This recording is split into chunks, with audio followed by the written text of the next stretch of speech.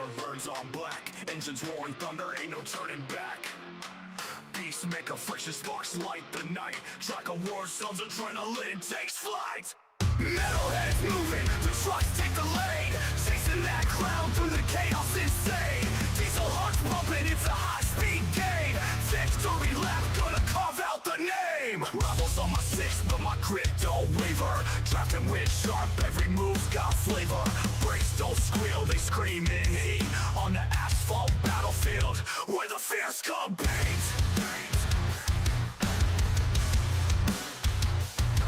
Rebels on my six, but my grit don't waver. Drafting with sharp, every move's got flavor. Brakes don't squeal, they scream in heat. On the asphalt battlefield, where the fierce compete.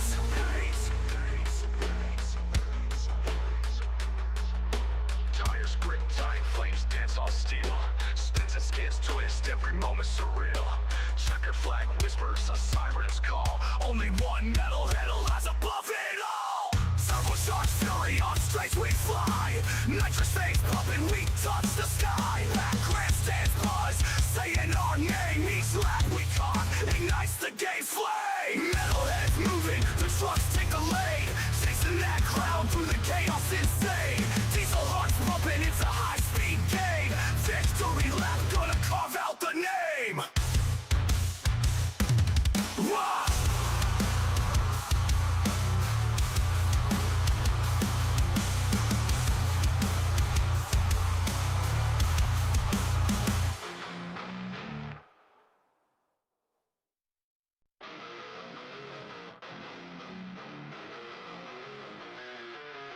Mellow bass screaming, rubber burns on black. Engines roaring thunder, ain't no turning back.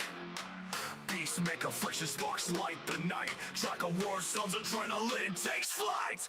Metalheads moving, the trucks take the lead. Chasing that cloud through the chaos insane. Diesel hearts pumping, it's a high-speed game. Victory lap, gonna carve out the name. Rebels on my six, but my grit don't waver. Drafting with sharp, every move's got flavor. Brakes don't squeal, they scream in heat. On the asphalt battlefield, where the fierce compete.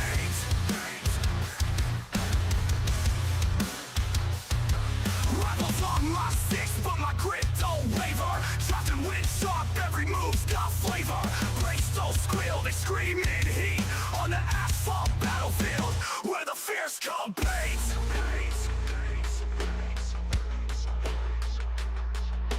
Tires grip tight, flames dance on steel. Spins and skids twist, every moment surreal. Checker flag whispers a siren's call. Only one metalhead lies above it all. Turbocharged fury on straights we fly. Nitrous veins pumping, we touch the sky. Back grandstands buzz, saying our name. Each lap we caught ignites the game's flame. Metalheads moving, the trucks take the lead. Chasing that cloud through the chaos insane. Diesel hearts pumping, it's a high-speed game. Victory lap, gonna carve out the name. Whoa!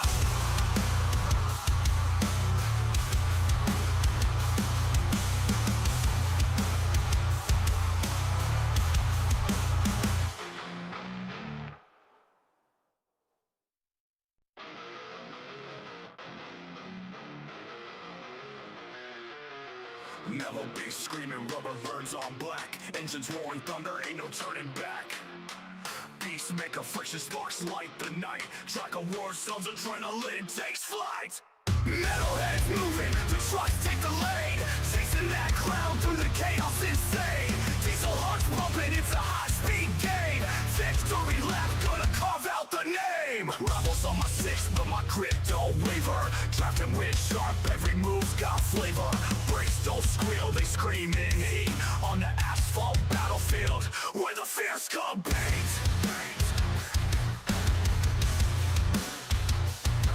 Rebels on my six, but my grit don't waver. Drafting with sharp, every move's got flavor. Brakes don't squeal, they scream in heat. On the asphalt battlefield, where the fierce compete.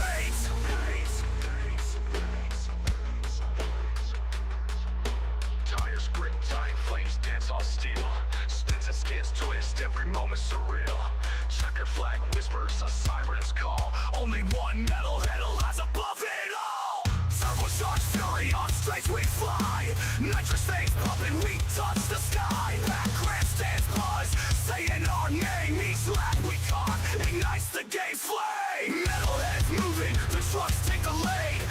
in that cloud through the chaos insane. Diesel hearts pumping, it's a high-speed game. Victory lap, gonna carve out the name. Wah!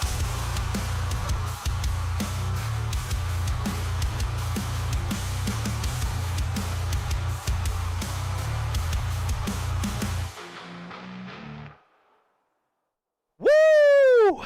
Ladies and gentlemen, boys and girls, welcome in as we get ready to rock and roll here this evening with the Metalheads Truck Series.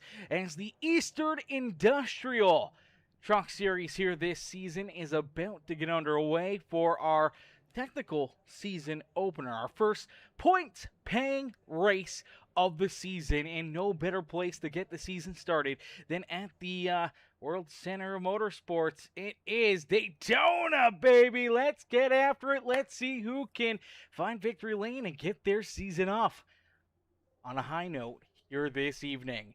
As each and every one of these drivers loaded in, looks like we got 22 fast-ass trucks ready to rock and roll, ready to go to battle here this evening as they'll get lined up on the front straightaway here on the pit lane as we take a look here at our outside pole sitter, the 196 of Caleb Kleinert. Kleinert will start in the outside of the front row. It's David Traylor, though, with the pole position. We're waiting for David to get loaded into the sim right now. He's still sitting down pit side. We'll get a look at his truck here in just a couple more moments as we see Jesse Galloway in the Vulcan Materials Company going to start there in third. Harrison Crosby in the Sus Coffee ride going to start in position number 4. There is our pole award winner, America Pop Ghost Energy number 54. It's David Traylor who will start in the pole position. Starting all the way back in 5th, though,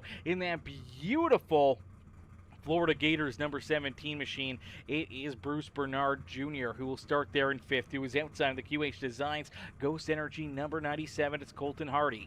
Starting back in 7th in the 27 machine, it is the beautiful Napa Auto Parts rider Nick Gardner. To his outside will be this beautiful orange 92 of Clinton Woodby. Starting back in position number 9 on the Speedway in the number 2 ride, the Traveler's Whiskey Machine, that is Brayley Hazard. Starting back there in 9th. To his outside in the number 01 in the Avenged Sevenfold number 01 machine, it is Rooster Rodden starting there in the 10th position. Starting back at 11th, it will be that Ghost Energy number 46 of Skylar Perry. To his outside of the Logitech and number 133, it's Ashley Ellison Jr. in the Paper Cuts Tire Specialties number 133 ride. Starting back in 13th in the number 10 machine in the Browdy machine, the beautiful Sonic Graphic Designs ride, it is the 10 of John Celino who will start there in the 13th spot. To his outside in 14th in the Razor number 5 ride, it is Matt Hayden starting there in that 14th position.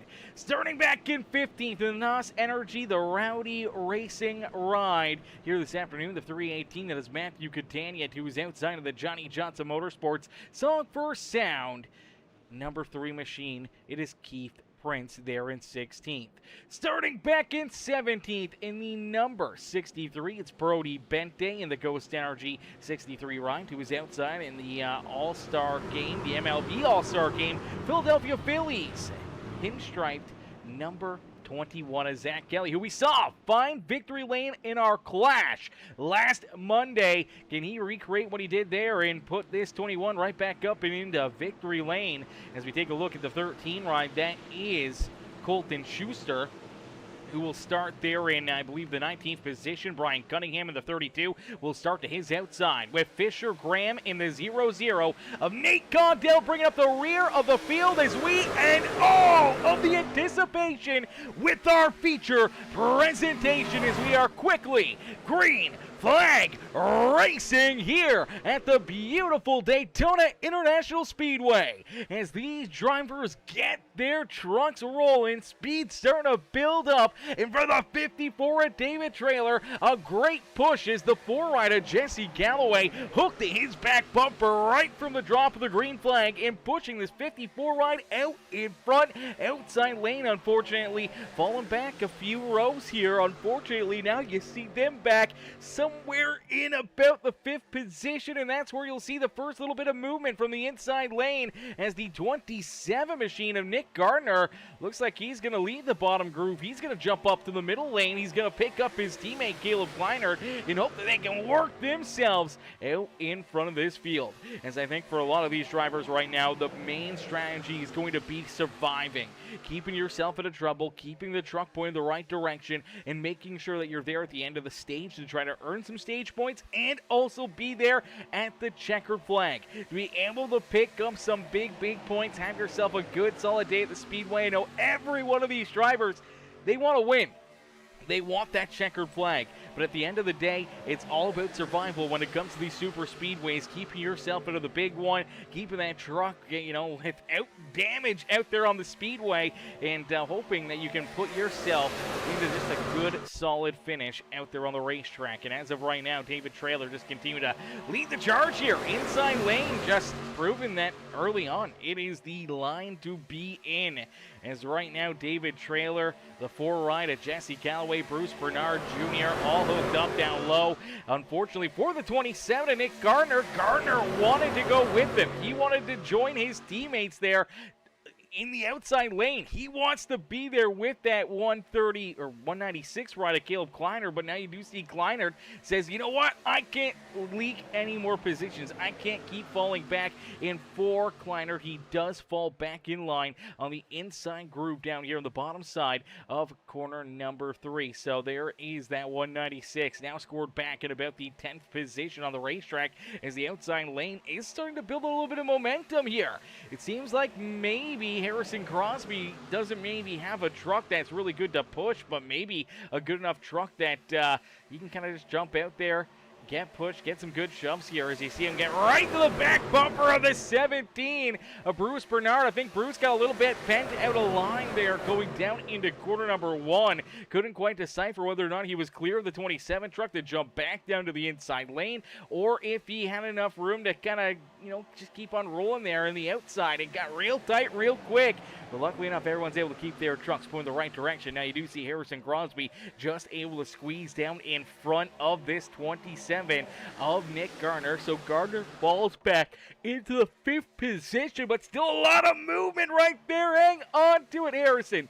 Ooh, baby, as Adam Smith in the chat says, come on, Johnny, I got money for you to win. Oh, look out, there goes Crosby. Oh, it's going to be a big hit. Bang! Oh no, heartbreaker there for the Sus Coffee number 7 ride. Heavy left front damage here on the 7. No caution flag. It stays clean and green out there on the speedway. Let's take a look back at it, see what happened as tight racing, and we saw the 7 truck make a lot of movement already here this evening. And as they head down out of the tri-oval, you look at the 7, the 27 here to his outside of Nick Gardner, try to get that outside lane rolling, and right there is the mistake out of the 27. So it's Nick Gardner who kind of gets a shove right here, exiting the tri-oval. And it just seems like the rear end kind of kicks out on the 92 already on his back bumper. Unfortunately, kind of helps hook and push him down the racetrack. And as he comes down the speedway, right into the lap of the 7 ride here of Harrison Crosby. And at that point, Crosby is just hanging on and hoping for the best. And unfortunately here, ends up making really solid contact. Both the tire barriers and that concrete barrier down there. That is not a safer barrier. The part that he got into, that was a concrete barrier. And unfortunately, that is going to put him down pit side, making an early green flag pit stop here. Just trying to get this thing repaired and back into one good piece and back out there onto the speedway. And I believe he's able to do so with the quick repair. So luckily enough, he's got the quick repair in his back pocket. Unfortunately, though, will no longer have that if he does get tied up. Another big wreck. If something major happens and he gets tied up in it, unfortunately, it could end his night early here this evening after already burning through that quick repair out there on the speedways. Now, we do see the outside lane building up some big momentum, some big speed, and you see the 4 ride. Unfortunately, the bottom group kind of getting broken apart right here, and they did shuffle out that number 54 at David Trailer. Trailer falls quickly back here to the 18th position. I think he's kind of more in a comfy spot right now. He's lined up with the 0-0 Nate Cogdell, the 13 machine right there with him, Colton Schuster. You do see Zach Kelly back there, as well as that 7 Harrison Crosby, hoping that he can catch the draft off these guys, at least for now. Should be in the free pass position, should be in the lucky dog spot, but a new race leader is the 63 of Brody Bente in the Coast Energy number 63 machine. Now out in front is Clinton Woodby, pushing him to the point here. The 0-1 of Rooster Ron, who came home second in our clash, pushing his teammate Zach Kelly into victory lane last Monday night. Now sits in that 3rd position, so that team's been looking really strong, really solid here early on in this season. A couple plate races so far, and obviously your Daytona showing some great speed there. At Talladega showed great speed and great positioning, track awareness,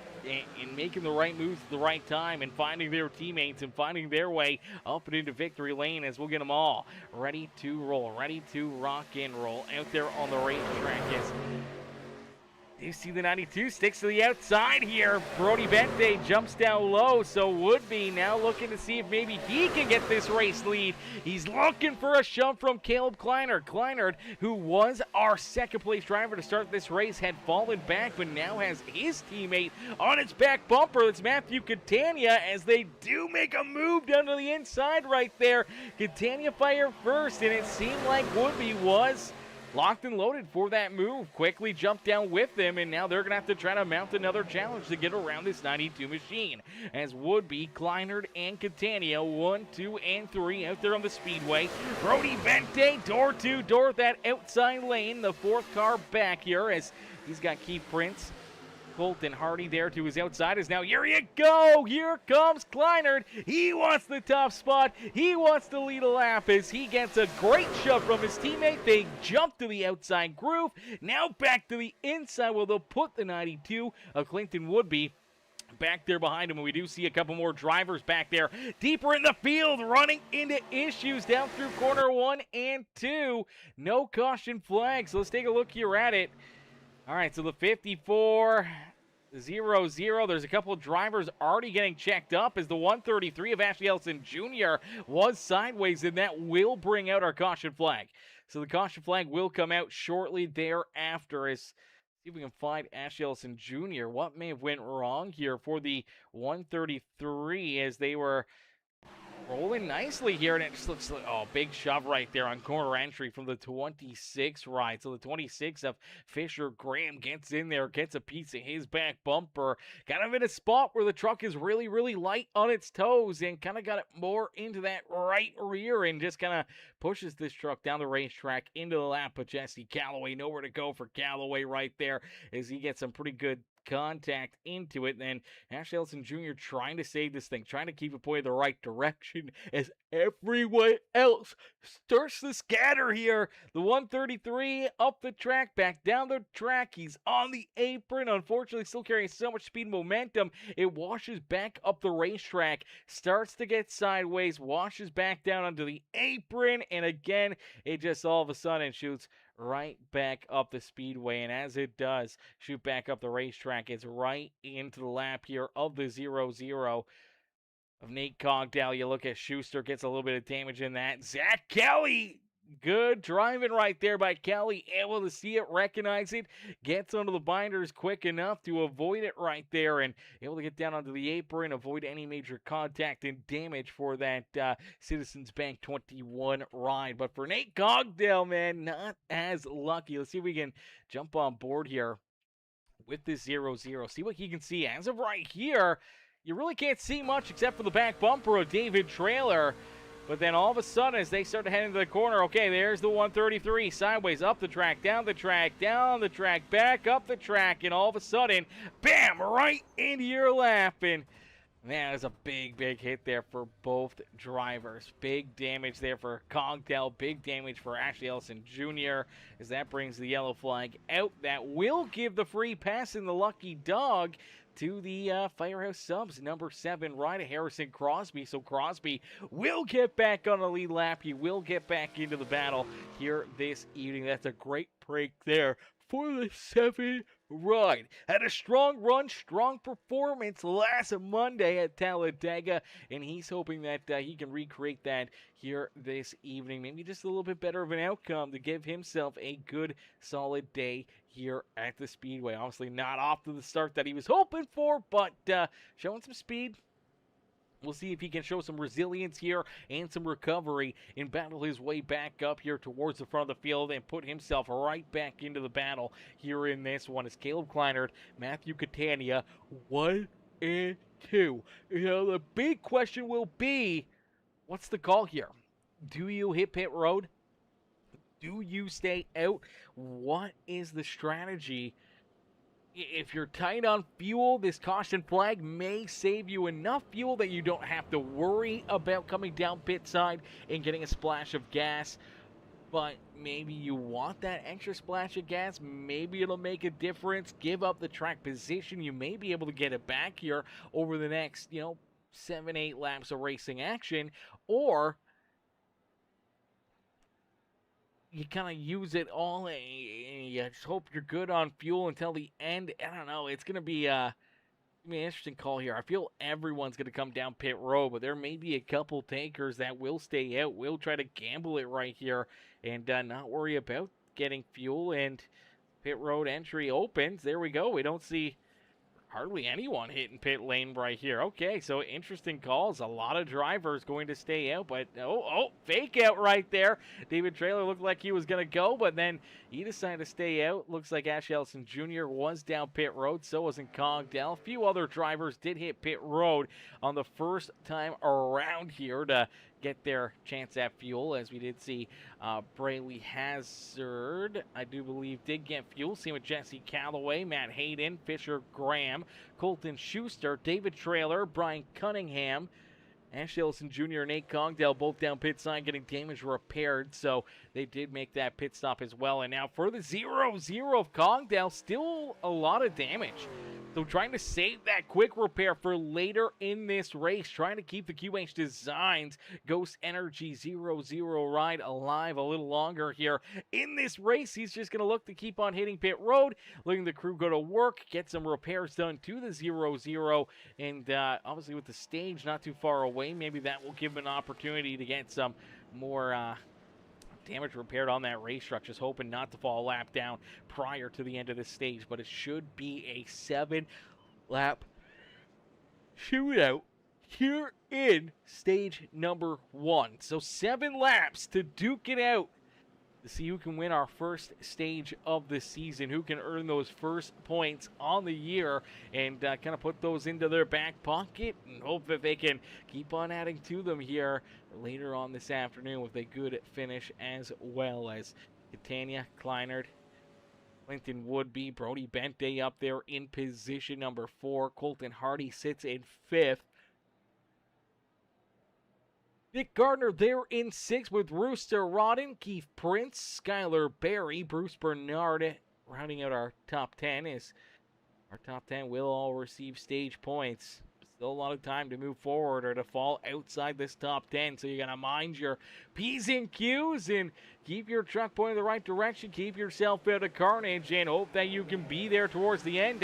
Earn some good points here at the completion of lap number 20, as that is when our first stage of the day will come to a close. So the completion of lap 20 will be our stage. And for Caleb Kleiner and Matthew Catania, teammates here at the front of the field, they are feeling A-okay at the front of the pack and hoping that they can try to put themselves up and into the winner's circle here this evening as the CCR Esports rides. I believe Caleb did message me earlier, so they are once again running with Ashley Ellison Jr., Caleb Kleinert, Nick Gardner, and Matthew Catania. We saw those four being teammates here last season with the Metalheads Truck Series. Now, they did add in Brayley Hazard as well. So Brayley Hazard also now a part of the CCR Esports team. And Cooper Reed. Cooper Reed in the 14 ride, unfortunately not here this evening, but Coop usually, you know, he's a tough competitor, good car out there, and unfortunately missing the first race. But I believe Cooper Reed will be a part of their team here again this season. Not again this season, but for this season. As the Misfits Motorsports has Fisher Graham, Brian Cunningham, Matt Hayden, and Clinton Woodby in there. So I'm assuming that may be a bit of a team right there. Lost Society Racing, unfortunately, their one teammate, Mr. Somerville, not here this afternoon to try to make it a 1-2-3 finish on the podium like they did last week in our clash. But for Rooster Ron and Zach Kelly, both out there, both hoping to find each other and try to drive their way towards the front of the pack. The Johnny Johnson Motorsports team now being, you know, kind of held the torch by right now. The 3 rider, Keith Prince up there, John Salino, Bruce Bernard, part of that team now with Jesse Calloway and Harrison Crosby, all a part of the Johnny Johnson Motorsports team. And then the PUWU with Nate Cogdell, Colton Schuster, Skylar Berry, David Trailer, Brody Bente, and Colton Hardy out there on the Speedway, all ready to rock and roll. Those are most of the Ghost Energy rides there for the PUWU team out there on the Speedway. So you'll see the different teams with all their different logos. As of right now, we do see one of the Ghost Energy rides at the front of the pack there was able to just take the race lead away from Caleb Kleiner. Kleiner, though, does beat him back to the line. So Caleb Kleiner holding off Brody Bente. Bente now parked in front of one of the CCR Esports teammates with that 318 of Matthew Catania there on his back bumper. Now, if you're Catania, you're in a really tough spot right here because you got some teammates lined up on the inside lane here. You got your teammates up on the outside lane, but you can't really get to them. You don't have an area. You don't have a run. You're kind of stuck in behind this 63 trunk. What do? Do you keep pushing him, trying to get him a good finish, but also try to help push your teammates a little farther out in front? He's definitely in a bit of a tricky situation, but for right now, he does see 2 of his CCR Esports teammates leading the charge here at Daytona as they head back down through the tri-oval across the start-finish line. It will be 17 laps completed. 3 laps left to go here in stage number 1 as Caleb Kleinert, Nick Gardner, 1 and 2 out there on the Speedway. They're door-to-door from third on back as Brody Pente and Keith Prince side by side there for that third position. Prince hoping to get that outside lane rolling a little bit smoother right here as they do have a couple of the Johnny Johnson Motorsports rides lined up on the outside with Prince and Bruce Bernard right there tight together. Now the 21 ride of Mr. Zach Kelly, his teammates down low right here. We'll have to wait and see kind of what his strategy call is, but you do see Brody Bente go up the racetrack. So Bente goes up the Speedway. No one's there to help him, and all of a sudden he's going to get put into the middle of 3 wide. Look out back behind him. There they go. Caution flag is out. Caution flag is out. This may be a CCR Esports 1-2-3 here in our first stage of the day. Is this caution flag will more than likely end the stage. So huge shout out there to Caleb Kleiner, Nick Gardner, Matthew Catania, 1, 2, and 3 in the right place at the right time when that caution flag was thrown, and they're able to snag the stage win. Clinton Woodby, Keith Prince, Brody Bente, Colton Hardy back there in 7th with Bruce Bernard, Rooster Rodden, and Zach Kelly rounding out our top 10 as we take a look back and see what happened. It looked like potentially another one of these drivers running into some issues. The 2 ride here, who I believe is a part of the CCR Esports team. So good for the Esports team here this afternoon for CCR as they were able to sweep the stage win. But unfortunately, another one of their drivers potentially just got tied up as the Travelers Whiskey ride. Oh, looks like a pair of teammates right here. Okay, so Ashley Ellison Jr. goes from the top shelf down. Actually looks like he kind of Going all over the place here. So goes down low, then goes high. Kind of throws maybe a little bit of a block on the 5 right of Hayden. I don't know what was going on there with Ashley Ellison Jr., but he's kind of all over the place right there. Even down the backstretch. Let's take a look here. So he's out in front of this 3-wide battle. He was rolling the inside groove. Kind of goes to the middle right here. Running middle, jumps down low, sees the 5 go high, so he goes high and then just loses the rear end, clips his teammate in the 2. Matt Hayden nowhere to go. You see Nate Cogdell get hooked into that one as well. The 13 right of Schuster also gets turned around there, ends up making contact with that 0-0, but for I believe for the 2 rider, Braley Hazard ends up getting the worst end of this damage. As this hook right here puts him directly head on into the outside fence. There was a huge hit there for the 2 ride. Hayden with damage. 32 ride getting some damage there as well. Brian Cunningham, the 26, getting a piece of that one as well. As unfortunately there are a few drivers getting tied together. Again, down out of that tri-oval. That seems like it's been the problem area here.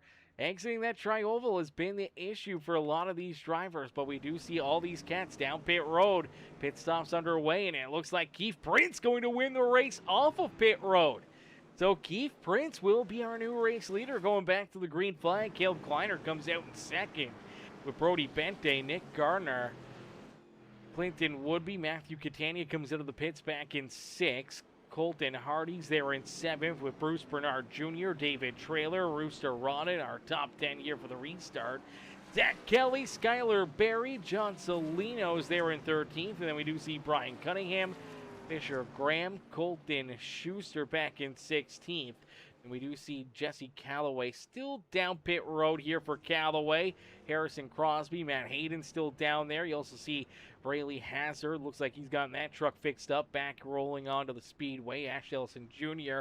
down pit road getting extended work done to that race truck. And so isn't the 0-0 of Nate Cogdell. Unfortunately, so far, 2 caution flags, and both of them have included the 133 of Ashley Ellison Jr. and the 0-0 of Nate Cogdell. Unfortunately, kind of just maybe a couple magnets here this afternoon. There's always a driver or 2 that just seems to always find their way into the carnage out there. And early on, it seems like Cogdell just cannot avoid it. For Ashley Ellison Jr., he's been kind of getting bounced around a little bit. And unfortunately for both cats, a lot of damage down pit road.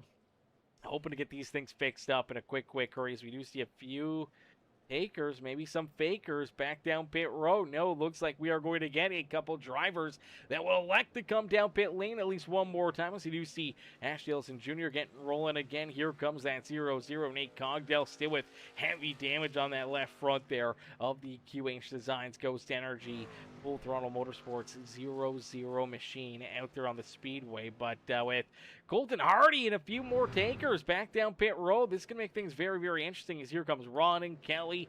Barry's rolling back out there. Colton Hardy still down there getting his truck some tires and fuel and ready to roll back out there, man. That one extra lap, I mean, it doesn't seem like it's much, but it can be just enough where if green flag pit stops do start to fly here in our final stage of the day, potentially we could see, green flag pit stops come a part of it, caution flags. If they get that extra lap of fuel, maybe that'll give them an extra lap of green flag racing, where anything can happen during that green flag lap. Maybe they catch a caution flag, puts them into a good position, or maybe they don't get the yellow and it's all for nothing really extra, but just getting some extra fuel in there, maybe feeling a little bit more confident in their ride as they get ready to get back to green flag racing. But for right now, I mean, it's Keith Prince with the race lead.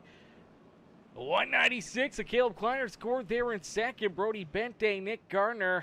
Oh, man, you do see the CCR Esports team kind of lined up in the outside groove right there. 3 of them lined up. So you look to see maybe CCR timing this restart as best as they can. And if they can stay hooked together, they may be able to jump right back out in front. Maybe try to pull out here with a, 1-2-3 run here again for a little while, as they were able to come 1-2-3 there in that stage. See if they can finish this race off like that as well. I mean, anything's possible. We saw the 1-2-3 team finish last week at Talladega. We could see it here this week at Daytona. It'll be interesting to see if that does play out again here this evening for one of these bigger teams out there on the racetrack. Unfortunately there, for the Law Society team, they do not have Somerville, so they cannot go for that 1-2-3. They could go for a 1-2 finish, though, so we'll have to keep an eye on that. But here we go. Back to battle, and Prince with a great restart, able to quickly slide up in front of the CCR Esports rides here. And he's got Kleinert all over his back bumper down the back straightaway. A lot of movement there between those trucks as they start to build up all that speed momentum here at Daytona. And they shoot it down into corner number 3. The 3 machine of Keith Prince continuing to lead the way here. Kleinert gives him a shot, looks to the outside, goes right to the outside groove, gets a great run out of 3. And it looks like for Caleb Kleinert in the CCR Esports rides, they will jump back out in front. So Caleb Kleiner right back to the point here. Now they sit 1, 2, and 3 as you see Catania, Nick Gardner, and Kleinert all able to move down to the inside groove here. Now all of a sudden it's John Salino leading the charge in the outside lane. Trying to find that speed, trying to find that momentum as he's got the 26 of Fisher Graham right there with him in the AMSOIL 26 ride. So Fisher Graham trying to help him out, trying to push him to the front of the pack here as you see David Trailer, our pole sitter, back there just behind these guys, as all of a sudden John Salino sees an opening, jumps in front of his Johnny Johnson Motorsports teammate in that number 3 ride of Keith Prince. But Prince says, sorry, John, I want to get to the front of the field. I do not want to sit back behind these CCR rides. And he jumps to the outside lane. He's hoping that this 26 of Fisher Graham can try to push him to the point out there on the Speedway. Unfortunately, though, outside group just not a whole lot of help. And all of a sudden, the 26 kind of works his way underneath the 3 ride. Prince now falling even farther back as you see Brody Bente. He's worked his way up into the outside groove. A lot of these drivers trying to find their teammates, trying to find the drivers they want to work with out there on the Speedway, but at the same point in time, trying to make moves, trying to race their way to the front, and one of those drivers making some big moves and gaining quite a few positions is this 5 machine of Matt Hayden. Hayden, all of a sudden, great run and works his way right to the back bumper here of Clinton Woodby. So Woodby and Hayden now tied together out there on the Speedway. Teammates over at Misfits Motorsports, and for Clinton Woodby and Hayden, just not a lot of help there, man. They don't have anyone else in the outside groove trying to give them a hand, trying to give them a little shove out there on the Speedway, hoping to try to work them forward. But for right now, they're just kind of waiting patiently, hoping that Brody Bente or one of these other drivers from the inside groove will jump up there and help them out a little bit. As you do see their teammate, not their teammate actually, the 0-0 ride of Nate Cogdell a little farther back here. Cogdell with that left front damage still, unfortunately just not able to keep the draft here. Falls back from that lead pack. Now he's just hoping that he can stay on the lead lap, hope to catch a caution flag that works into his favor and gets him some more time down pit road to allow the crew to go to work here on this race truck. And unfortunately for Ashley Ellison Jr., this thing's still looking like it's driving a little sideways out there. I got a sneaky suspicion he may have like a broken toe link, something in this truck, still not pointed the right direction after getting tied up in both those caution flags. This paper cuts machine has seen better days, and right now just trying to hang on to it. I believe he is about to potentially go a lap down with his teammates not too far back here behind him. They should catch him here rather quickly as they are running a lot quicker than he is. You're a single car out there. You got no drafting help. You're running virtually 3 to 4 seconds slower than this lead pack out there on the racetrack, and you're kind of just a sitting duck out there. Just got to hope that something else happens, that a caution flag flies prior to you going a lap down and losing a lap out there. And if you do lose a lap, that you can hang with this pack, that you can stay right there with them and try to keep yourself in that lucky dog position. As of right now, everyone is still on the lead lap. But for this 133 of Ashley Ellison Jr., definitely at risk of becoming the next driver to lose a lap out there on the speedway. Nate Gogdell not too far away from it as well, as he continues to fall farther and farther back of the race leaders, running virtually 4 seconds slower than what they are out there on the speedway. As here we go, outside lane has gone wound together. They start to pick up that pace, and all of a sudden, the 92 of Clinton Woodby and Matt Hayden take control of this race as Clinton Woodby out in front now has the race lead as the 26 of Fisher Graham hooked up right there with them. The 32 ride, their teammate back there, trying to help him out a little bit. Brian Cunningham, man, great run, great drive here for Cunningham. Be awesome to see Brian be able to come out of this, get a good solid finish here this evening in that 32 ride. But everyone finding their teammates slowly but surely, trying to get something bound together, trying to get something working here out there on the racetrack. As you see Brody Bente, David Trailer, Skylar Berry, and Colton Hardy all rolling together out there. Unfortunately, their other teammate is that 0-0 of Nate Cogdell. But you take a look here at this new team, the PUWU team out there on the speedway, kind of all lined up together right here, all working together. Bente, David Trailer, Skylar Berry, and the 97 of Colton Hardy all lined up together. Their other teammates, Nate Gogdell, back there off the pace with that damage. And the 13 ride of Colton Schuster just a bit in front of them, but still rolling the inside lane right here. We'll have to wait and see if that QH Designs 13 ride tries to jump up there. Maybe he tries to help the outside groove out a little bit more. If he's just content right now riding on the bottom side of this racetrack in a mid-pack here on the speedway. But out in front, Clinton Woodby and Caleb Kleiner continue to battle for the race lead as they head back down across the start-finish line. They will complete lap number 30. So 30 laps down, and this is where things are going to get really, really tight as here comes lap traffic. The 133 of Ashley Ellison Jr. just in front of our race leaders, and they are reeling up to him in a quick hurry. This may stack some things up, especially in that outside lane, and it will as the 26 just nowhere to go. But will pick up his teammate, Ashley Ellison Jr. right there. So, man, definitely some interesting racing. Definitely some big, interesting moves. Sorry, Fisher Graham is not teammates with the 133. I was thinking the 2 ride of Braley Hazard teammates there with Ashley Ellison Jr. Hang on to it. Oh, no. Brian Cunningham right there trying to find his way back up to the outside lane. Had just cut across the nose of Ashley Ellison Jr. That was almost another caution flag right there, luckily enough, as he did scrape the fence. No major damage. Able to keep the 32 truck pointed the right direction and able to keep on battling as Ashley Ellison Jr. does lose a lap. And now just trying to hang on to the tail end of this draft, hoping that he can stay in that lucky duck position look out, here they go down the back straightaway. Oh no, potentially the big one here this evening. This time Ashley able to keep himself out of it. Unfortunately here there's a lot of drivers that weren't so lucky, one of those being David Trailer right here, as it looks like it starts 26 and 13 ride here. So Schuster up on the high side. 26 shoves his way down into the middle here, right to the back bumper of the 97 of Colton Hardy. And unfortunately right here, just making a big move for Fisher Graham. Shooting the middle right here.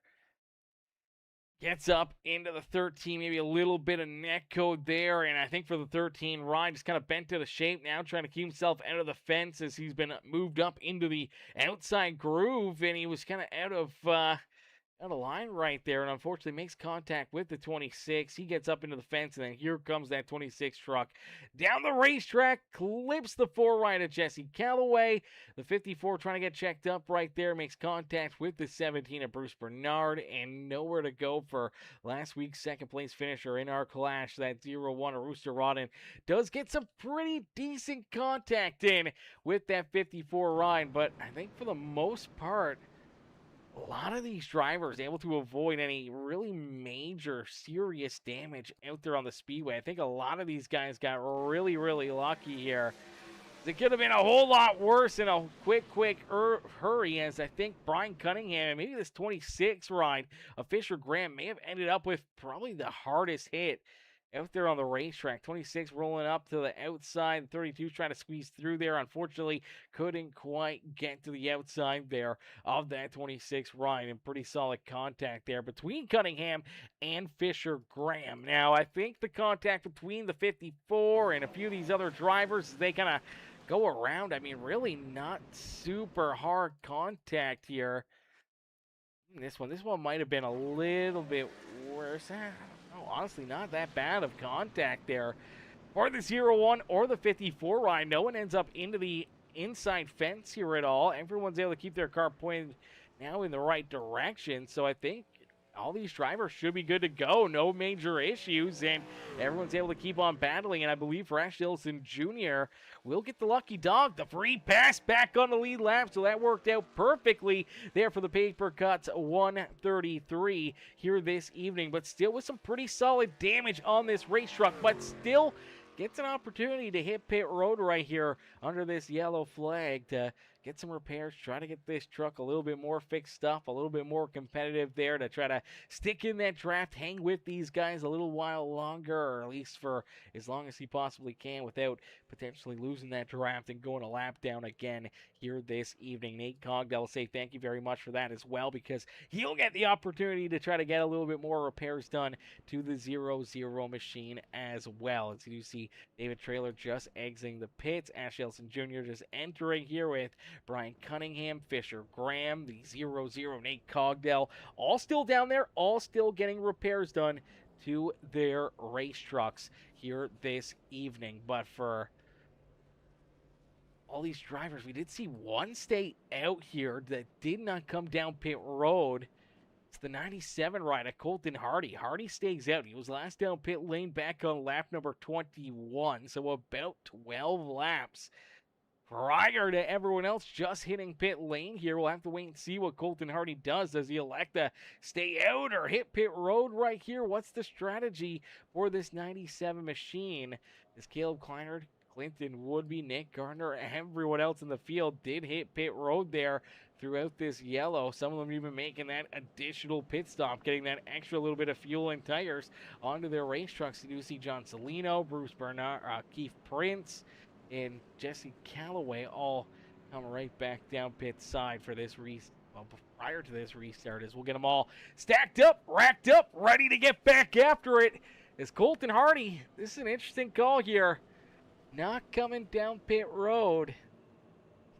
I mean, tires are not important here. I mean, fuel mileage is kind of a big thing, especially when you're off sequence to all of these other drivers.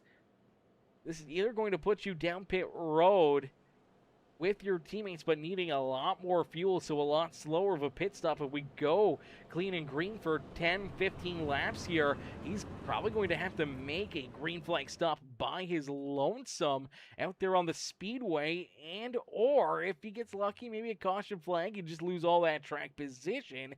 But nonetheless here for the 97 ride, the race leader, he gets the bonus points that come along with leading some laps here at Daytona, and hoping that maybe he can stick up here for a little while longer and put on a bit of a show for us here this evening. And it'll come down to that strategy, man. We're almost about halfway through this race, so you know, you can't really make a huge mistake. You can't really put yourself behind the ball here, you know, midway through this event, and hope that you get the caution flags or get the breaks that you need to kind of work yourself back into the battle here when you're off sequence to that fuel strategy. So this could put the 97 in a really difficult position as we get going back to green flag racing.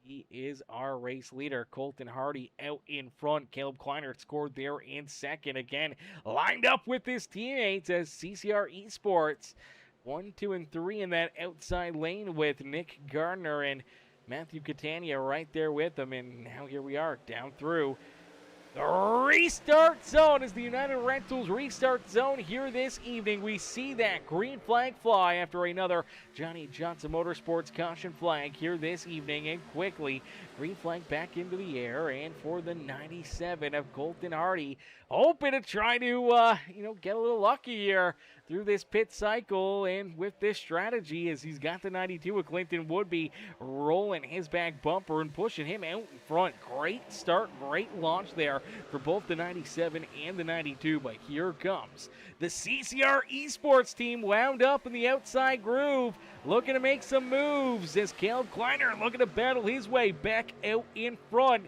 The 27 truck right there, Nick Gardner, trying to give him a push, trying to give him a shove here to edge him just in front of that 97 of Colton Hardy out there on the Speedway. Here they are backed out across the line. Looks like Hardy able to lead that lap as 36 laps now completed here. Still 44 laps left to go. Still a lot of racing. Still a lot of action out there on the Speedway for each and every one of these drivers. And it's going to be very, very interesting. It's going to be really, really fun to see how this plays out for the 97 truck. He's going to need a caution flag, something to work into his favor as he's going to fall down onto the apron right here. Everyone's going to roll on by him, so it looks like maybe he's already bailing out here, letting these guys go by, maybe getting prepped and ready to hit pit road. All right, okay, so this is interesting. So the 97 is off the pace here. Does roll up and allow everyone to kind of get on by him. He's rejoined the racing surface, but as he kind of made that move, unfortunately, it has kind of lost him the draft right here. You take a look at his teammate, the 0-0 Nate Cogdell, even with the damage on that race truck, the 133 of Ashley Ellison Jr. as well. Both drivers able to hang here in the draft with their damage. So looks like, luckily enough, some of that damage has been repaired enough that they are able to hang here with this lead pack. But we'll keep an eye and see if it starts to bring them back there a little bit more here this evening. As Ohio says, where's the scoring pylon? That is a good call. I didn't even realize we weren't on the right scene. There's the right scene. Okay, there's the right scene. Sorry about that, Ohio. I wish someone would have said something about that earlier. There's the scoring pylon. There's the opportunity for you guys to get a good look at all these drivers, where they are and where they stand out there on the Speedway and the laps that we got left to go. Here in this one is Caleb Kleinert, Nick Gardner, and Matthew Catania, 1, 2, and 3 out there on the Speedway, and they have their fourth teammate right there with them. Newcomer here to the series, Bray Lee Hazard, rolls there in that fourth position in that Traveler Whiskies number 2 ride. The 92 of Clinton Woodby, though, looking now to the middle, hoping to maybe see if this outside lane finds a run. They'll jump up in front of them and hope that it could be enough to push them to the point here this evening, as we do see a few of these Sonic Graphic Designs Ghost Energy rides get rolling out there on the Speedway, tight together in that outside groove. And now with both the 5 and the 92 ride joining them, this could give them a good enough shot to kind of jump up here in battle door to door with the CCR Esports team here at the front of the field.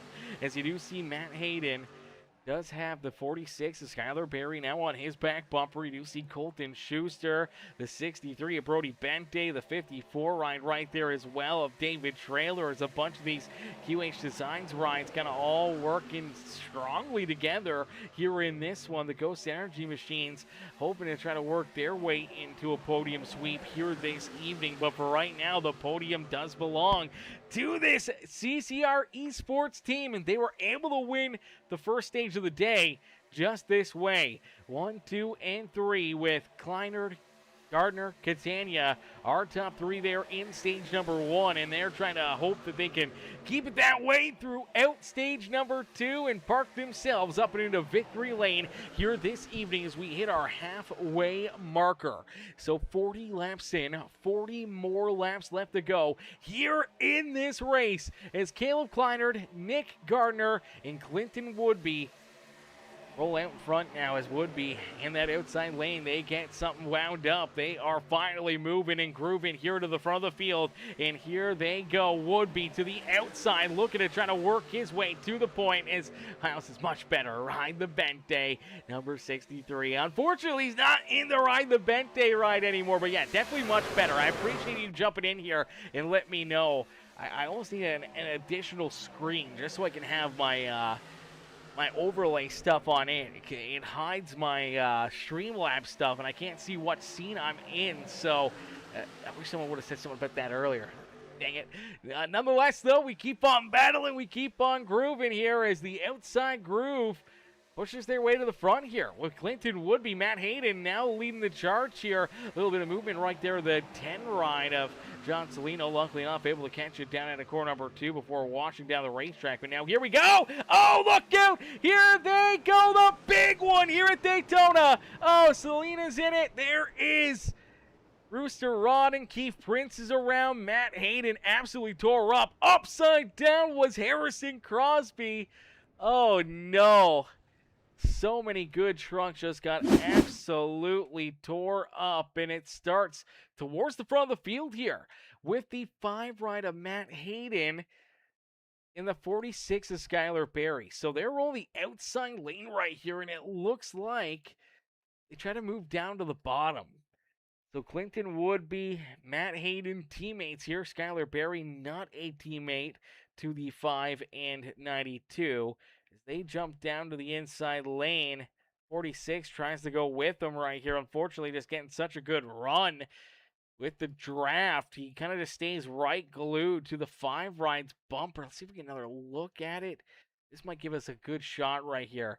So he's all over the back bumper, and as the 5 moves down the racetrack, it just puts the 46 more on to that right rear quarter panel, and eventually just pushing him, trying to come down the racetrack with him. Just ends up hooking him back up the speedway here, and all of a sudden, Schuster nowhere to go. All these drivers in the outside lane, nothing that they could do to avoid it. You look at Brody Bente. You look at, oh man, Bruce Bernard is going to get hard contact into this. John Salino up the racetrack across the nose there of David Trailer. Then you see the 7 and the 0-1 get tied together. Trailer's up in the air right there. 2 back tires both up and off the racetrack, and man, tough breaks here, tough hits, and I believe, man, the 54 still just kind of flying, just kind of bouncing around out there on the speedway as everyone just trying to figure their way through this, and unfortunately, not a whole lot of room. That's why the big one here at Daytona is always such a worry for every one of these competitors. This is why so many of these guys try to keep their quick repair in their back pocket for later in this race, just in case if something like this happens. Now, unfortunately, midway through this race, a lot of these drivers are going to be using those quick repairs up, as man, you're going to see a lot of drivers get tied up here.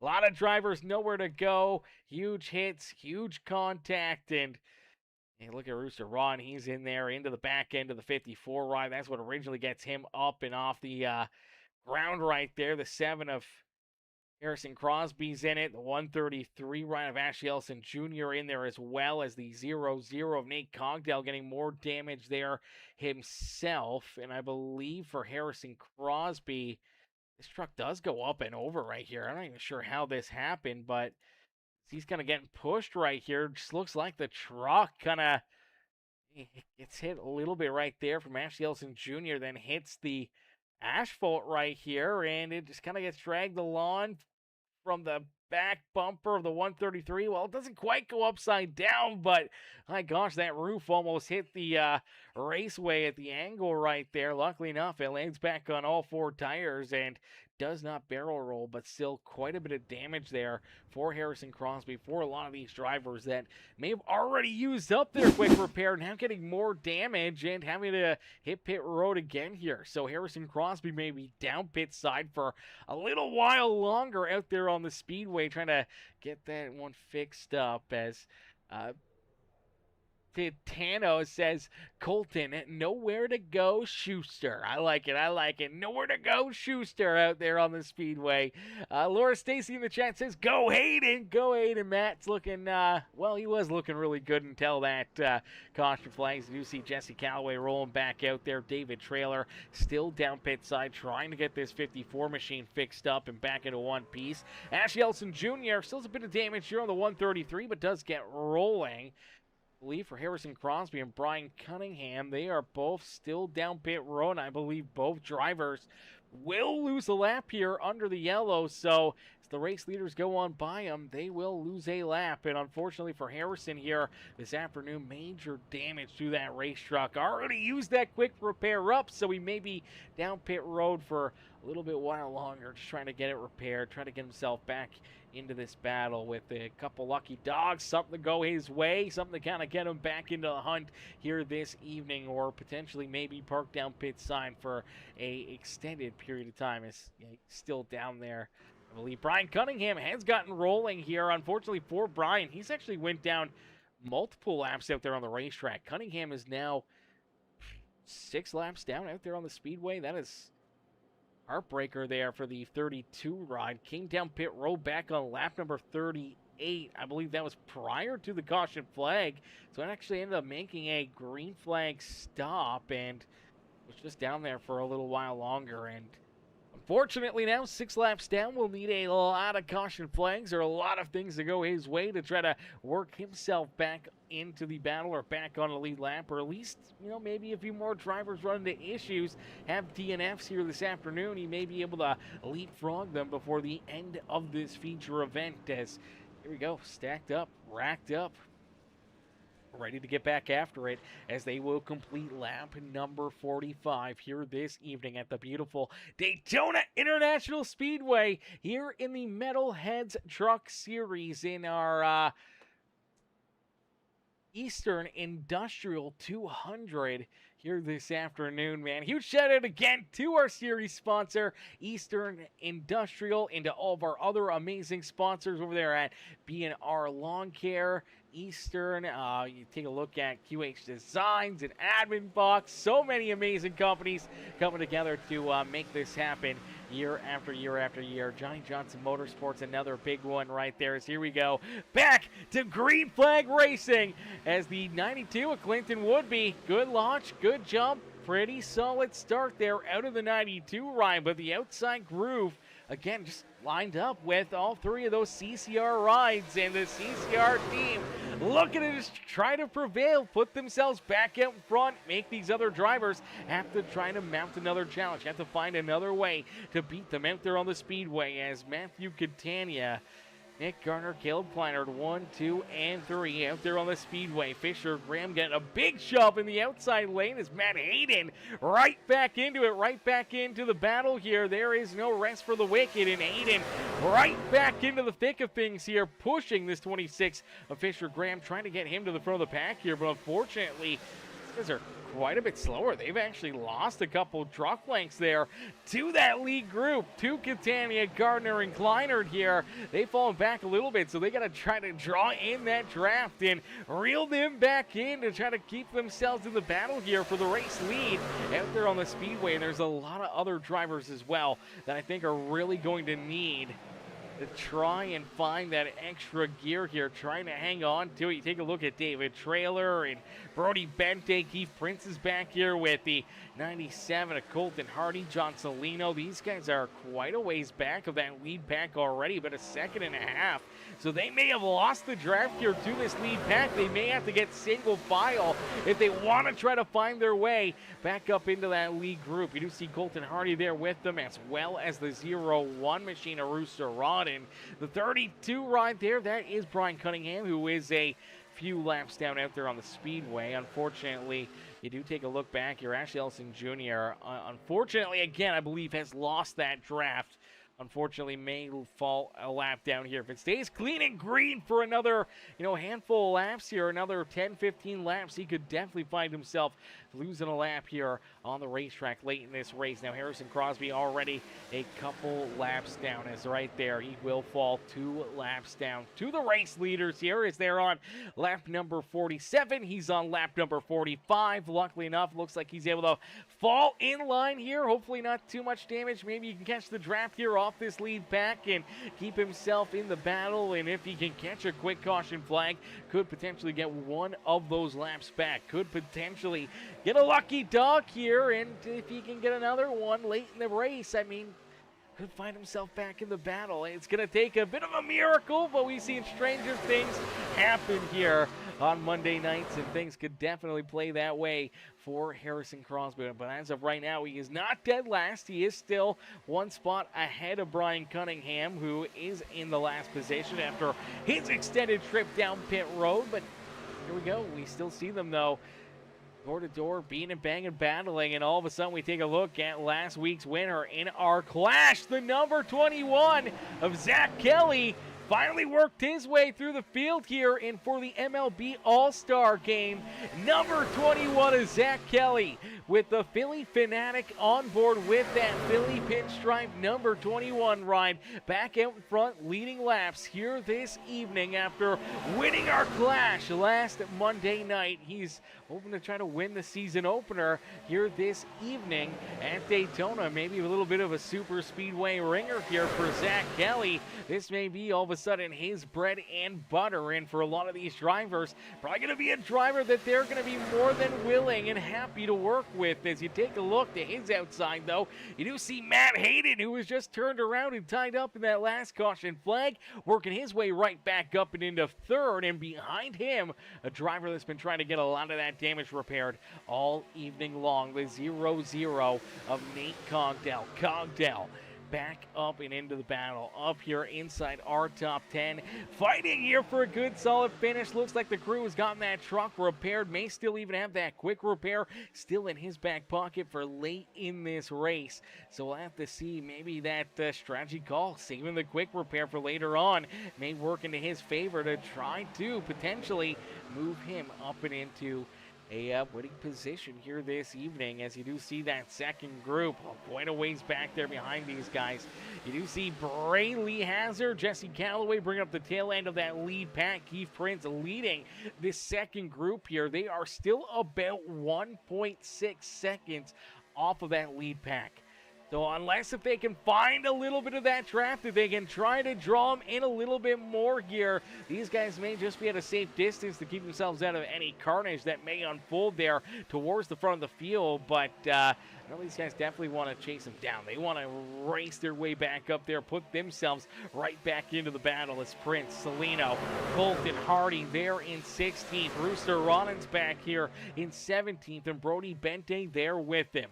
David Trailer, unfortunately, still with the damage on this 54 machine, has also lost the draft here in this one. So David Trailer off the pace right now, falling farther and farther back in a very fast hurry here.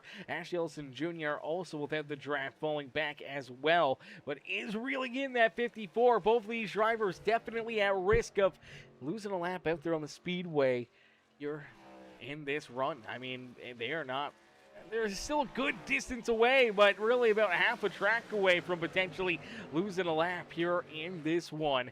Again, for Ashley Ellison Jr. for the first time here this evening for the 54 at David Trailer.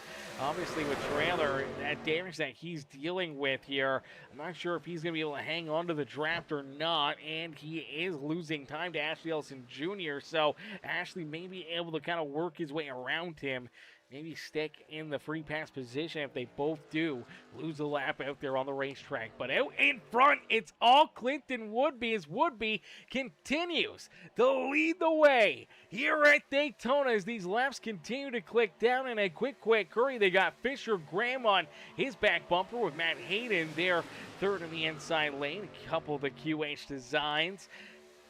Sonic Graphic Designs, Ghost Energy Machines there in the outside groove as you see the 0-0 of Nate Cogdell, the 46 ride of Skylar Berry right there tight together, working the outside lane, trying to push their way to the point here. What a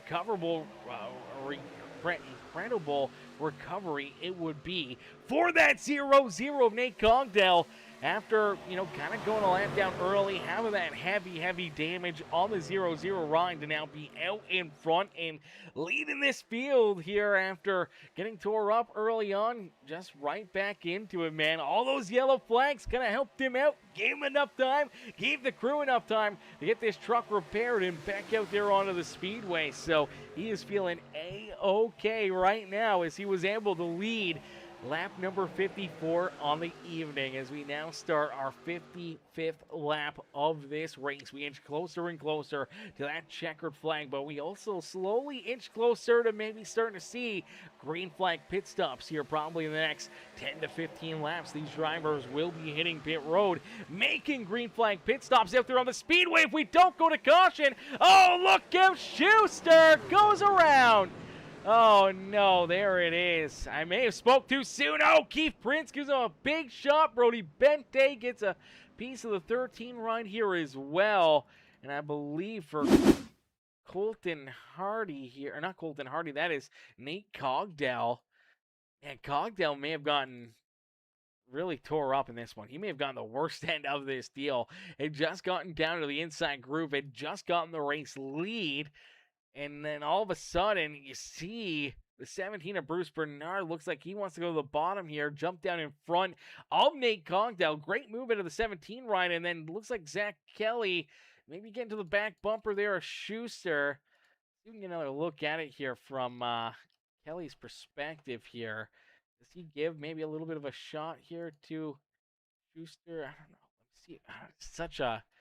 Such a hard angle to get here to really take a look at the front bumpers or not, but it does look like he is all over the back bumper of the 13, and I think it just gets the 13 of Schuster bent into shape. It gets him washed down the racetrack. He ends up tagging the 0-0 of Nate Cogdell, and as they make contact, now he's loose. He washes back up the speedway, makes some contact right there with that 21 of Kelly, who does get a piece of the fence, and then Schuster back down into Skylar Berry. Nowhere to go for Hazard out there as Hazard gets a pretty good lick into the passenger side door of that 13 ride, and then up into the outside fence, and everyone else just trying to scatter, just trying to keep themselves out of it here. And as Schuster sideways, oh, you see Keith Prince. It's shot down to the bottom side of the racetrack right here. Actually, it looks like he may have checked up sooner. So I think he may have saw it a little sooner than the 97 of Colton Hardy. Hardy right here gets him a big shot. Big shot again. Ends up pushing him down into the corner there. That's what gets him in a little bit too quick. Tries to lock it down. Tries to shoot to the bottom. And as he plateaus off of the apron here, it just kind of hooks this car right back up the racetrack. And unfortunately, right into the 13 machine. Looks like Hardy also gets some damage there off the 13 ride. And unfortunately for the 63, Brody Bente, he ends up tied up in it as well there. Ends up right into the driver's side door of the 13 ride. Pretty solid damage there for both of them, and you'll have to hit pit road, try to get this thing repaired, as I believe you're going to see everybody hit pit lane right here. Everyone hits pit road, and going to eliminate maybe green flag pit stops that were just around the corner, as Titano says, Colton, wrong place, wrong time. Schuster, poor kid, always getting the short end of the stick. Yeah, unfortunately there, definitely got the short end of that one. I mean, I think Nate Cogdell may have got the short end of that as well. Cogdell, though, I do believe was able to keep himself out of the infield fence, which is a great break for the 0-0 ride. After the contact and kind of getting shoved down the speedway, we've seen so many times where drivers end up into the infield fence here, getting major contact pace, so he does get a piece of it. All right, well, maybe a little bit more damage than I thought there was. For how quickly he got rolling again, I definitely didn't think he made contact with the wall. I thought maybe he just got lucky and was able to kind of shoot through corner number 3, but does kiss that infield safer barrier, does earn a little bit more front end damage on that 0-0 ride. You can see it still has that damage here as well. So Drew's done a good job getting some of it fixed up. He may be back down pit road to get more of that repaired, as we'll get them all stacked up, racked up, ready to go back to green flag racing in just a little bit. Is Luke in the chat? What's good, Luke? Luke says, God, just wanted him to spin. I'm convinced. You're convinced. I mean, if it's God's wish, then it's God's will right there, and there's nothing we could have done. There's nothing he could have done. It's just, you know, maybe announcer's curse right there as well. We were talking about cautions. We were talking about drivers going around and everything else, and then bam, it happened. So, unfortunately, it may have been a bit of the announcer's curse there as well. So, it could have been God, but if God's listening to me, man, he can hurry up and help me win, like, the lotto or something, man, a couple $1 million. Help a brother out a little bit, you know, help a brother out a little bit. Give us a couple mil. Let us, you know, kind of relax and chillax, not have to work or anything else, man. That'd be pretty awesome of you. God, that'd be pretty cool. That'd be pretty sick. As we do see the 0-1, Rooster Autumn was back down pit road getting that truck repaired and a little bit of extra fuel into it as he gets rolling. So wasn't Zach Kelly. Now, unfortunately, does look like Kelly may have gotten a black flag down pit side here. I'm not sure if that was for entering a closed pit road or potentially speeding, but I believe it was for a closed pit lane. That black flag has disappeared. So that's a great break for the 21. He'll just have to start at the tail end of the field. So you'll have to wait for maybe a few more of these drivers to get on by him and everyone get lined up correctly here for this restart as we get ready to get back after it, getting ready to get back to battle as Clinton would be Ray Lee Hazard 1 and 2 ready for this restart. Bruce Bernard Jr. there in third with Matt Hayden, Nick Gardner, the 196 of Caleb Kleiner there in that sixth position. Matt Hayden and Skylar Berry roll in seventh and eighth. John Salino and Brody Bente are top 10, ready to rock and roll, ready to see this green flag come back out here this evening as we're going to see the green flag with 22 laps left to go. 22 more laps left to duke it out here this evening from the beautiful Daytona International Speedway. As we go back to green flag racing, we'll jump into our Peacemaker Gaming, crank it up. So ladies and gentlemen, boys and girls, what we want you to do right now is crank up that volume and cheer on your favorite drivers as we crank it up here on Peacemaker Gaming.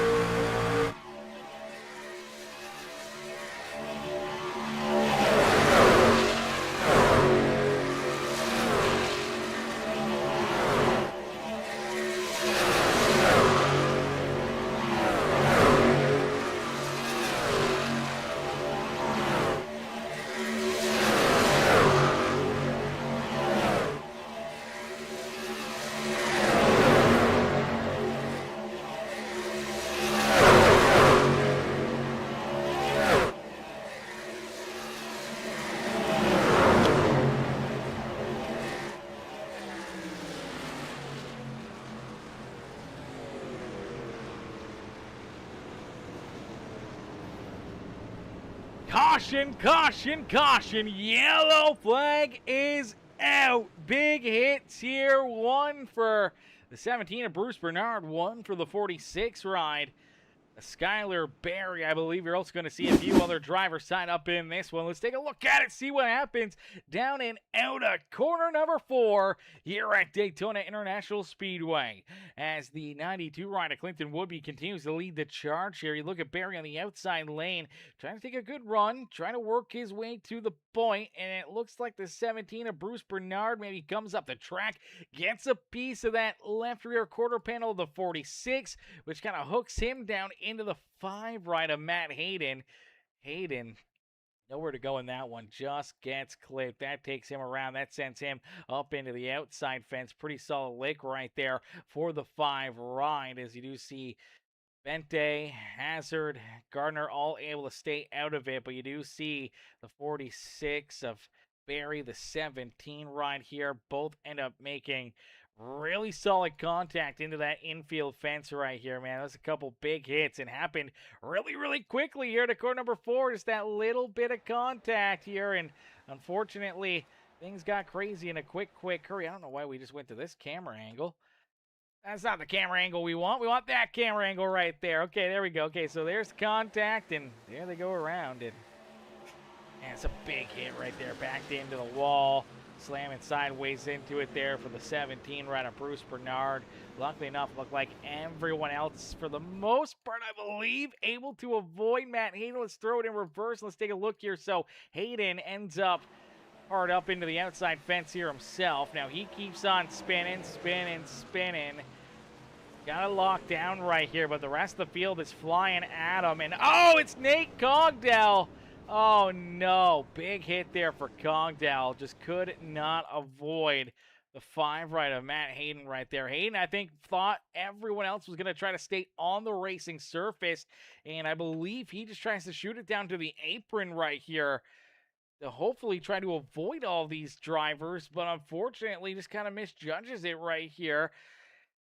I think he might have been fine. Everyone might have been able to get around him, and then he does go to the apron, and Cogdell, unfortunately, could not avoid him. Drives right through the back end of that 5 machine, and then, unfortunately, Jesse Calloway ends up with some major contact and damage out of that, as well as the 32 rider, Brian Cunningham, who gets a piece of it there as well. Some big hits here. A couple drivers just getting absolutely tore up here this evening. I mean, Cogdell's been in it all night long. Hayden just got tied up the last couple. He's parked down pit road, getting a lot of damage repaired on this number 5 machine. Trying to get it fixed up, trying to get it back into the battle. I believe for the number 7 rider, Harrison Crosby. Harrison had gotten the lucky dog. He is back on the lead lap. A couple of these yellow flags. He's gotten the free passes, and all of a sudden, he is right back into the battle. So, for all the Crosby fans in the stands, your driver is not done yet here this evening. He is still very much in the hunt to the front here today. David Traylor will stay down pit road, getting more of his damage repair, trying to keep himself in the battle here this evening. We did see Bruce Bernard also down pit side here, getting his truck a little bit more repaired out there on the speedway as well. That beautiful Florida Gators ride, he's going to get rolling. So doesn't the 7 ride. Let's take a look at some of these other drivers. As here we go, Matt Hayden does get rolling. You see the damage though on that 5 truck, man, absolutely tore up. Cogdell tore up, just hoping that maybe a couple more yellows, a couple more opportunities to get them into the battle. Unfortunately for Colton Schuster, he's been down pit road there since lap 55, since the caution flag that he was last tore up in there a few laps ago, and unfortunately now 10 laps down out there on the speedways. We get them all stacked up, racked up, ready to get back to battle, ready to get back to war here this evening as the laps continue to click down and we inch closer and closer to the checkered flag. When we go back to green flag racing, we'll jump into a very short end to the Peacemaker Gaming, crank it up, and then we'll get right in to the final 12 to 10 laps of this feature event here this evening. But for all these drivers, man, the nail biter If you use up that quick repair, you cannot get tied up in another one. You cannot have another problem that could potentially take you down behind pit wall here in this race. And if you are lucky enough to still have that quick repair, you can play a little bit more, free will out there. You can take some more big moves, big chances. If you get tied up in a wreck, you get tore up out there on the racetrack, you have that quick repair still in your back pocket that you can use, that can get you right back into the battle, give you a whole new life, a whole new opportunity at it here this evening. So we'll have to wait and see what the strategy calls will be out there on the racetrack as Clinton Woodby ready to rock and roll. He's in the top spot. He will be the control car down through the United Rentals restart zone as we get ready to go back to green flag racing here at Daytona International Speedway. We'll jump back into our Peacemaker Gaming Crank It Up. As ladies and gentlemen, boys and girls, if you haven't done so already here this evening, make sure you guys do us a favor.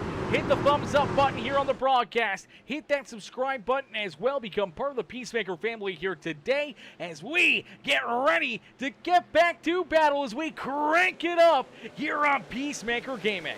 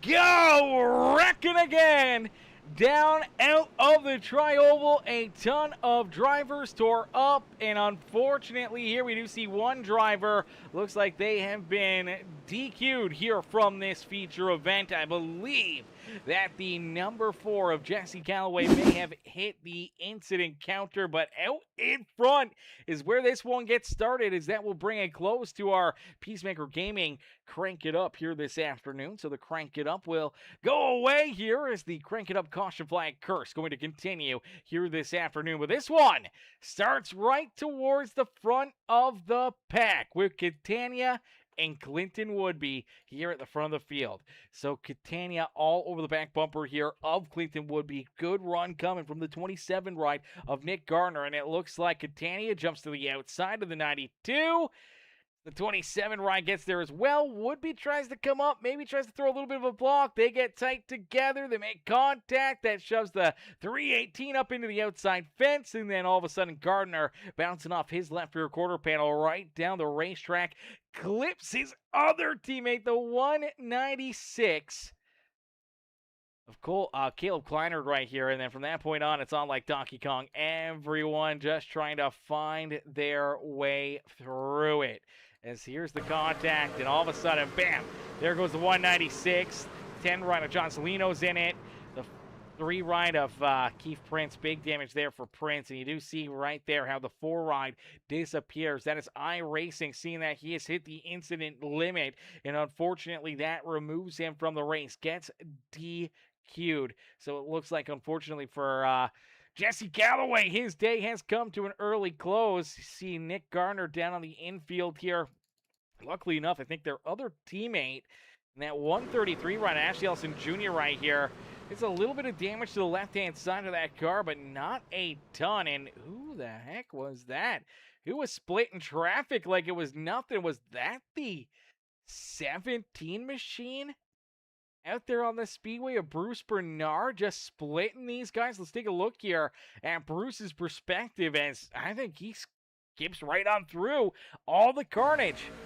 Sees him starting to go around, slowly rolls out of it, and just kind of plays his hand right, shoots right through the middle, and keeps himself out of the carnage right there. I mean, the seas just parted for this number 17 ride. I mean, even right here, you sort of see a driver go sideways in front of you. You kind of expect that you don't have a shot to make it through this. Somehow, some way, gets out of this unscathed. So many other drivers ending up with damage, and he just strolls right through the middle and able to keep that beautiful Florida Gators truck out of carnage and able to stay in this battle. So we do see drivers still making more pit stops, getting more repairs. David Trailer's back down there. Harrison Crosby's down there. Matt Hayden still trying to get some more damage repair done to his 5 truck. Keith Prince is down pit side. He's looking to get some additional repairs here. Nate Cogdell is rolling here, but you do still see maybe quite a bit of front-end damage still on this 0-0 ride. A little bit of left rear damage as well there for Cogdell, but sticking with it, staying with it, and hoping to keep himself in it here. But unfortunately, I believe for Jesse Calloway, his day has come to an early close. For Colton Schuster, at this point, I don't think he can leapfrog really any other drivers out there on the racetrack. So I believe his day has also come to a close here at the back of the pack. Scored back in that 22nd position out there on the speedway as he still finds himself sitting down pit side. Brian Cunningham, who finds himself 5 laps down out there on the racetrack. I mean, 21st, but I mean, he's got an extra position that he may be able to gain here with Jesse Calloway now DQ'd from this race. That is an extra spot that he may be able to gain as David Trailer and Matt Hayden get rolling back out onto the speedway here, and Hayden just able to exit pit road prior to that pace truck, so he stays on the lead lap, but you still see the heavy front end damage and rear end damage to this 5 ride. Unfortunately, he's going to be in a world of hurt here coming down to the checkered flag, and just trying to limp this thing home and hope that maybe you can get lucky and gain some extra spots late in this race with the carnage that still may unfold as Catania continues the race leads. Clinton Woodby did make a pit stop there, so Woodby did hit pit road. It looks like he scored back right now in about the 12th position on the racetrack, getting ready for this restart. He's got Keith Prince there to his outside. Zach Kelly back behind him. Caleb Kleiner's back there as well in that Majula A Speed Shop. I believe that's the Cody Williams Designs number 196 ride.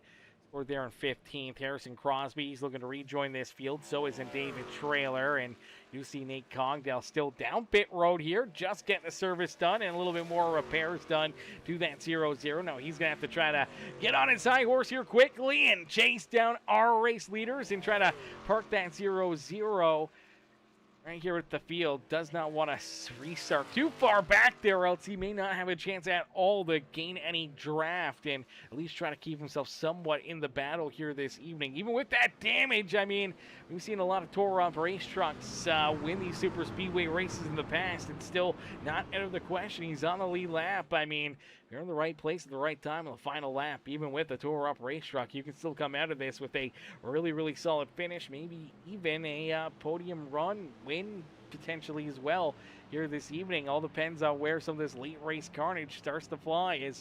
Here we go, ready to rock and roll back down into the United Rentals restart zone here at Daytona as another Johnny Johnson Motorsports caution flag gets put away as we are back to green flag racing here this evening. Green flag back into the air, and for a lot of these drivers hoping to try to keep on working their way up towards the front here, trying to keep themselves out of some of the mayhem, out of some of the problems here late in this race, and just hoping that they can keep themselves in the hunt here right down to that final lap and find themselves in the right place at the right time to try to win this race. You do see the 3:18 of Catania with the race lead, slides up in front of Brody Bente. Bente on his back bumper there, giving him a shot, as he does have a couple teammates lined up here behind him with Colton Hardy and that number 46 is Skylar Berry right there as well. He's trying to get to the outside of the 318. There's slight contact. Hang on to it.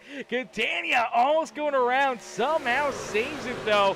Keeps that thing pointed the right direction. Keeps it rolling. That was a great break right there. That almost took him out of it there, man. That was absolutely wild that he was able to save that one, as we are still rolling, still continue to keep on battling here. That's exactly what these drivers want to see, but now all of a sudden we do see it's a 1-2-3 again here this evening. But here we go, same suspect trying to work his way to the front late in this race is the 0-1 rider Rooster Rodden, after pushing his teammate in the 21 rider Zach Kelly to victory lane in our clash last Monday. All of a sudden Rooster finds himself now door to door with Bente for the race lead as they head down through the Tri-Oval. They will complete lap number 74. So 74 laps down, 6 laps left to go here in this race, unless if we go to NASCAR overtime here this evening, which is always a possibility here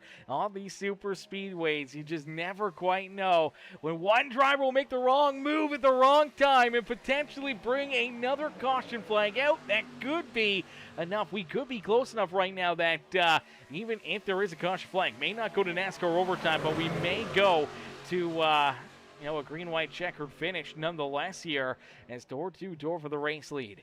Rooster Rodden, Brody Bente, with Nick Garner there in the inside of row number 2. Colton Hardy and Skylar Berry there on the outside.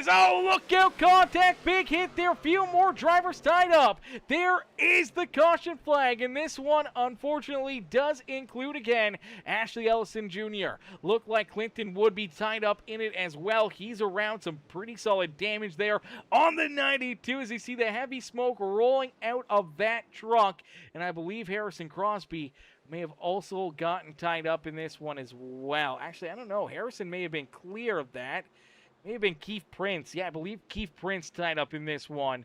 Heavy damage there to that 3 machine. Let's take a look back at it, see what happens here. As we did see the 133 of Ashley Ellison Jr. kind of get put into the middle here, but it does look like Clinton Woodby kind of picks him up. So Woodby kind of goes with him, shoots to the middle, trying to make this 3 wide. And for Ashley here, it looks like the hole's going to close up in a quick hurry. It's tight to the 3 ride. And right here, I don't know if he just tries to check up, if he thought maybe he'd catch the middle, and he gets a shove from Woodby. I think maybe that's what helps shove him down the track, but he may have already been going down as well. I just think right here, the 2 right kind of coming back up above the double yellow line a little bit. Just run out of room, and unfortunately, Alex, a lot of these guys up into the outside fence, man. Huge hit there for Clinton Woodby in the 92, but big hit here for the 2 ride, as unfortunately here, Bray Lee Hazard tore up. Keith Prince, heavy damage. See John Salino and 133 of Ashley Ellison Jr., heavy damage. The 32 ride also getting tore up in that one. That is Brian Cunningham, who ends up with a lot more damage onto his 32 truck, but the first 4 kind of get pancaked up there. Would be able to keep on rolling for the most part, and then all of a sudden, he kind of gets hooked right here as the number 2 kind of bounces back off the 3 and the outside fence right about here. Kind of bounces off of them, comes back down the track, and unfortunately just ends up hooking Clinton Woodby. And it shoots Woodby up the racetrack hard into that outside fence, man. That's where he gets all of his damage. Huge contact there for the 92 truck. And unfortunately, this is probably going to keep a couple more drivers potentially parked down pit road here for an extended period of time. Now, Prince has been getting some damage repaired, so hasn't the number 54 of David Trailer. Keith Prince rolling back out there. Harrison Crosby's back down pit side, trying to get more damage repair done to his race truck. So is Nate Cogdell now, I believe, for Clinton Woodby. May have had that quick repair. Looks like he did. So that truck is back into one good, solid piece, and he's back into the battle here this evening. Now for John Celino, unfortunately, heavy damage. He's still down pit side. Matt Hayden, unfortunately, his truck, I believe, had blown up. The damage that was dealt to that 5 ride. Finally, he does succumb to it, and it looks like his night has come to an end here as well. Brian Cunningham also back down pit road. Major damage again to the 32 ride. So we have a pretty full pit road right here of drivers trying to get their trucks repaired, trying to get themselves back into the battle. And I'm not sure if we're going to see some of them rolling back out there. There's a couple that I don't think will be able to continue here late in this race, but we do see Brody Bente, Rooster Ron in 1 and 2 here for what could be our final restart of the evening. Colton Hardy in position number 3 with Nick Garner back in 4th, Skylar Berry in 5th, and we will see Matthew Catania. Zach Kelly's there in 7th, Fisher Graham is in 8th, Bruce Bernard Jr. back in 9th, and it's Bray Lee Hazard, luckily enough, able to use the quick repair, get the 2 ride fixed back up, back into the battle here. He rolls in that 10th position. Caleb Kleinert rolls there in position number 11 with Ash Ellison Jr. And with the damage still on that 133, rolls there in 12th with Clinton Woodby in 13th. Keith Prince back in 14th. Here comes Harrison Crosby out of the pits, scored in the 15th position. David Trailer rolls out, so does in the 0-0 of Nate Cogdell. They are back in 16th and 17th, unfortunately for John Celino. Still major damage here to that number 10 ride. I believe his day may come to a close here as the Johnny Johnson Motorsports caution flag flies. One of the Johnny Johnson Motorsports rides ends up seeing his night probably come to an end here this evening. So tough break there for John. Looks like he may be locked into the 18th place finish. We'll have to wait and see because Ryan Cunningham's still rolling. Now Cunningham is about 4 laps back of John Celino. There's not even 4 laps left in this race, as I believe we are heading to NASCAR overtime as we had completed lap number 78, getting the 1-2 go. So this is our first overtime attempt here. Green, white, checkered here this afternoon in NASCAR overtime. Here this evening as we will have 2-lap shootout. We will see that green flag fly. If we see the caution flag come out before the white flag, then we will stack them up, we will rack them up, and we will do it all over again. But if these drivers do get one good, successful lap in, and they see the white flag get displayed, the next flag will end this race, and that flag will be the checkered flag. There are 0 caution flags on the final lap. So if we head down into corner number 1 and you start to wreck, you keep your foot in the throttle, you keep your car as long as you can pointing the right direction, or again rolling again in the right direction as fast as you can to gain as many positions as possible. It is a race from the white flag back to the checkered flag for every single driver, whether or not there's a wreck just past the start finish line or down the back straightaway or even out of corner number 4. You want to try to beat as many drivers as you can back to the line. As here we go for what could be our final restart of the day down through the United Rentals restart zone. It's a bunch of those Ghost Energy rides hooked up down low here this evening as it is Brody Bente, Colton Hardy, and Skylar Berry hooked up nicely down low here on the bottom side. And they are quickly trying to pull ahead here. You see Rooster Ron, and he's up in the outside lane. He's trying to throw a little bit of a block here on a pair of those CCR Esports rides there in that outside group here. And luckily enough, they're able to help him, give him a big shove, but they're looking to try to maybe leave him high and dry as quickly as possible. And it looks like they will. He had a chance to jump down low to be with his teammate, Zach Kelly. Kelly now kind of a little farther back here, needs to try to find his teammate. There we go. He finally gets an opportunity. Jumps down in front of Kelly. Kelly may have to pay him back here as he sees some big moves down the front straightaway. Back down to the white flag as there it is. The QH Designs white flag has been displayed.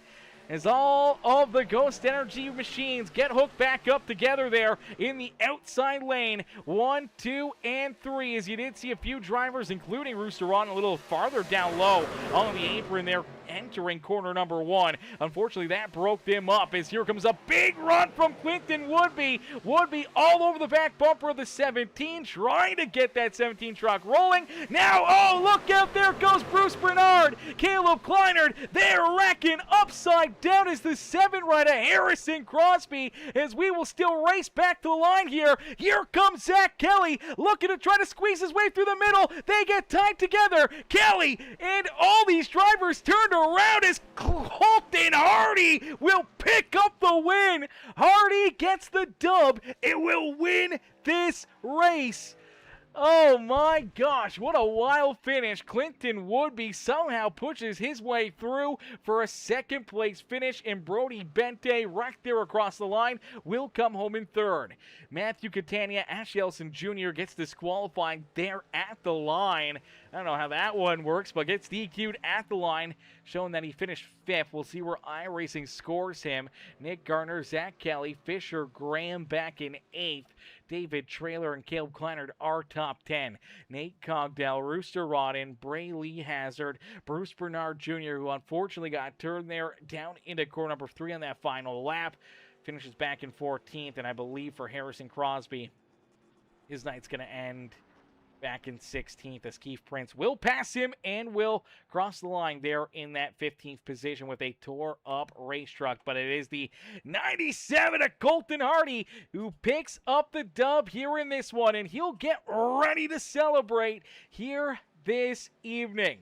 So for the 97 ride, right place at the right time, and now gets to burn down the house here at the World Center of Racing. Ladies and gentlemen, boys and girls, if you guys enjoyed that racing action right there, the high intensity and the amazing racing action here in the Eastern Industrial 200, the Metalheads Truck Series, make sure you guys hit that thumbs up button for us. Make sure you guys hit that subscribe button. Become part of the Peacemaker family here today, as our first and third place finishers celebrate on the front straightaway, as Brody Bente going to hang out here a little bit with his teammate, and they will burn it down here in Daytona, man. What a run, what a race, and what a performance for all of these drivers, man. That was a crazy show, an amazing opening race. Now, there was definitely a few caution flags, a lot of tore-up race cars out there on the Speedway. These guys will definitely have that cleaned up. We tend to see a lot of these races go clean and green here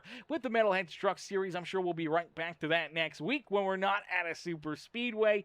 But here tonight, being a super speedway, man, they just bring in, a little bit more chaos, a little bit more flair, and unfortunately, a whole lot more carnage out there on the racetrack, as you guys got to watch here today. As we'll get ready to pull Colton, Clinton, and Brody up here into the booth for their podium runs this afternoon in just a couple seconds. But let's take a look back here on this lap. So let's go all the way back to the white flag. So you see some big movement here down at corner number 4, as the 27, a bunch of these trucks are trying to find their way through here. And obviously for the CCR Esports teammates, they're trying to find their way to break up those guys. And it does work out pretty nicely here, as they do kind of get them a little bit bent out of shape. And then all of a sudden back down into corner number 1. You see a big run coming from the 0-1 ride. A Rooster Rodden, man, that was a huge run right here by Rooster. Him and his teammate, Zach Kelly, they get hooked together. Kelly gives him a run for their money. And if he could have found a hole right here, he could have potentially found their way into victory lane. Tries to shoot underneath of the 318 of Catania right there. Unfortunately, just not enough room.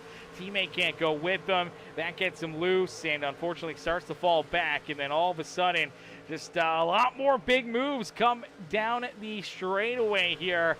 As you'll see, Clinton would be making moves. He goes from the bottom side to the high side there. And then here comes Kleiner down to the bottom side, trying to work his way around both Clinton Woodby and the number 17 of Bruce Bernard. Seems like there's a bit of a gap right there. Jumps down to the inside. I think as he tries to catch it, not to go below that double yellow line, the 17 maybe tries to throw a little bit of a block. Unfortunately, contact. That spins the 17 truck around. Caleb Kleiner nowhere to go. They get tied together, and here comes Kleiner. Not Kleiner. Kleiner kind of just gets stopped right there on the racetrack. Unfortunately, here comes Harrison Crosby into it. Crosby drives straight into that number 17 ride of Bruce Bernard. Nowhere to go for Braley Hazard as he ends up tied in that one. Rooster Rodden ends up tied up into it as well. Big hit there for Rooster as he gets clipped into it. A few more of these drivers try to snake their way through it. Who was that? That was David Trailer. We talked about some of those damaged up race trucks finding their way through the carnage on the final lap. He was back probably at about the 15th, 16th position here at this point, and then they start wrecking. And all of a sudden, he starts picking them off. There goes 1. There goes 2. There goes 3, 4, 5 positions right there. And I think down the front straightaway, he gains a couple more here as we'll now go through the chaos back down into the tri-oval here. So there's a little bit more carnage, a little bit more chaos. Let's take a look at it as for Colton Hardy, he gets a good run here. Through 3. Brody Bente jumps to the bottom. Hardy goes to the outside here. So that's a great move for that 97 to jump up there into that outside lane. Now, all of a sudden, here comes the 21 right of Zach Kelly. He's looking to try to squeeze his way through there. Gardner's pushing the 46, and unfortunately, as he starts to push the 46 of Skylar Berry, I believe Barry does get DQ'd here with the contact, and I think for the 27 ride, yeah, just all over the 46, and then kind of just shoots back down. Unfortunately, big run, ends up clipping the 21. Nowhere to go there for Zach Kelly as he gets tied up in this. They both bounce off the outside fence. There's the 46, who then does get disqualified, and then you see Clinton Woodby trying to work his way around the 63 of Brody Bente. Could have been a 1-2 finish there for the team, but Bente kind of checked up a little bit after the contact. Woodby with the run, gets in the back end of him, spins him around, steals that spot of these two sideways through the infield, and then Bente hard up into the outside fence right there after his spin with the 92 machine. See if we can take a look at that one, because Woodby comes in here. Pretty decent run. He's the 6th car back in this group. And as they start to get tied together, just gets a huge run. Gets the inside. 63 tries to come down. They make contact. And unfortunately for Bente, probably not the way he wanted this one to end. But still, nonetheless, a solid 3rd place run. And still has a teammate in victory lane. But then this is some big hits right here. And that's where Ashley Ellison Jr. gets into it as well. I believe that does put Ashley at the incident limit right there. That's why his car quickly disappears as iRacing disqualifies. We'll have to wait and see where they kind of put him there for that as he had crossed the start-finish line. I think he should be good, but we're up 63 right there as well. But that's how she's getting done here this afternoon, and that's how Colton Hardy finds his way into victory lane here this evening as we'll get ready to pull Colton and the rest of our top 3 up here into the broadcast booth for their post-race interviews. Hey, Colton, it's Aaron up here in the Peacemaker broadcasting booth. Did you get a copy? Yes, sir. Colton, man, what a run, what a race, man. Take us back through what's going through your mind as you get to celebrate here at Daytona as you park this 97 up and into victory lane, brother. Take us back through it, through, the highs and lows of the day, and obviously the celebration there at the end with you and your teammate, Brody Bente, coming home 1st and 3rd out there on the Speedway. Yeah, I wanted to kind of go into the race with a little bit more aggression than usual, and I don't know if the broadcast caught it, but I tried to go through wide on lap 1. Nobody went with me, and I was like, crap, okay, maybe a little bit too early. I kept the nose pretty well clean the whole race. I had like 20x, but most of it was netcode or just brushing somebody and then spinning off and killing somebody else. Just basically kept the truck clean. A little bit worried there. I think it was like 30 to go. I kind of got shuffled out of the pack and was just kind of riding like 15 seconds behind the pack by myself. And then everybody kind of died in front of me and the path opened. Just kept going. I told Brody whenever we were lined up there, everything worked out perfect where it was Brody, me, and Skyler. I told Brody that if anybody was on our inside or outside pushing and we were coming to the line neck and neck, I'm not making a move on him. But if it was us, I'm sorry, I'm going to make a move. And I made sure it was enough to where nobody was going to interfere. Unfortunately, Skyler got shuffled back, and I hate that. And he got DQ'd on incident points. And I'd say 24 of the 24 incident points weren't his fault. Um, it's unfortunate for him, but we came to the line, and I told Brody, I said, if we got it, if I'm going to go after it, and I put it on his outside once I saw the gap and side drafted and just prayed, and everything fell in line and ended up in victory lane. I don't get to do these much, or don't get to do burnouts and stuff much after league races, so it feels good. Yeah, absolutely. Finally able to see it get back up and into victory lane here. And obviously now with the first race of the season, our first points race here at the Metalheads Truck Series, man, that's got to feel pretty good to kind of get the season kicked off on a high note here with the team performing well and getting this good finish to kind of set you up here, as potentially our point leader going into week number 2 here on the season. Yeah, absolutely. It just, especially in this format where we're straight points, every finish matters, and that right there could come down to me getting first in points and second in points because everything matters now. So definitely going to take that and build on it, and getting 3 or 4 stage points there is definitely going to help as well. So definitely should be in the top 2, I would hope, and just like I said, go into Phoenix next week and try to build onto that and try to keep having good consistent runs. Absolutely. Consistency is key, and that's what will potentially drive you into a championship here on this season. But here tonight, man, it's teamwork that makes the dream work. You had Bente, you had Barry right there helping you out throughout these final runs and these final restarts, and it all works out for yourself as you pick up the checkered flag. And as you said, Bente back there in third, almost came home 1 and 2. Del Woodby got him there down through the tri-oval, and unfortunately for Barry, getting that contact there heading down into the tri-oval did DQ him. But we did see a few more drivers squeeze in there. We saw David Trailer with his damaged up truck still able to manage a top 10 here out of this race as well. So, I mean, a huge up and down day for some of your teammates, but here at the end of it, you guys get to celebrate here in Victory Lane. Man, that's got to feel pretty amazing here, week 1 of this year. Yeah, absolutely. I mean, we've got a lot of guys that have chemistry with each other.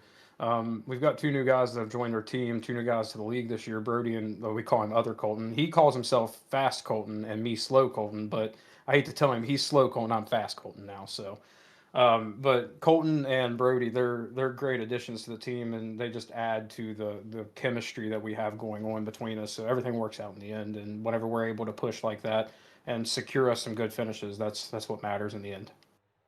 Absolutely. Well, I'd like to add that one Colton finished in first and the other Colton finished in dead last here this afternoon. So you get to rub that one in his face for at least the next week. That's for certain. Yeah, absolutely. Absolutely. Well, Colton, man, heck of a run, heck of a drive for you out there at Daytona this afternoon, man. Who would you like to thank for such a great run and great performance here this evening? We'll start with my teammates, of course, Colton, David, Nate, Skyler, and Brody. Like I said, we all just have great chemistry together. We all work together. We joke throughout the race. We don't really get mad at each other.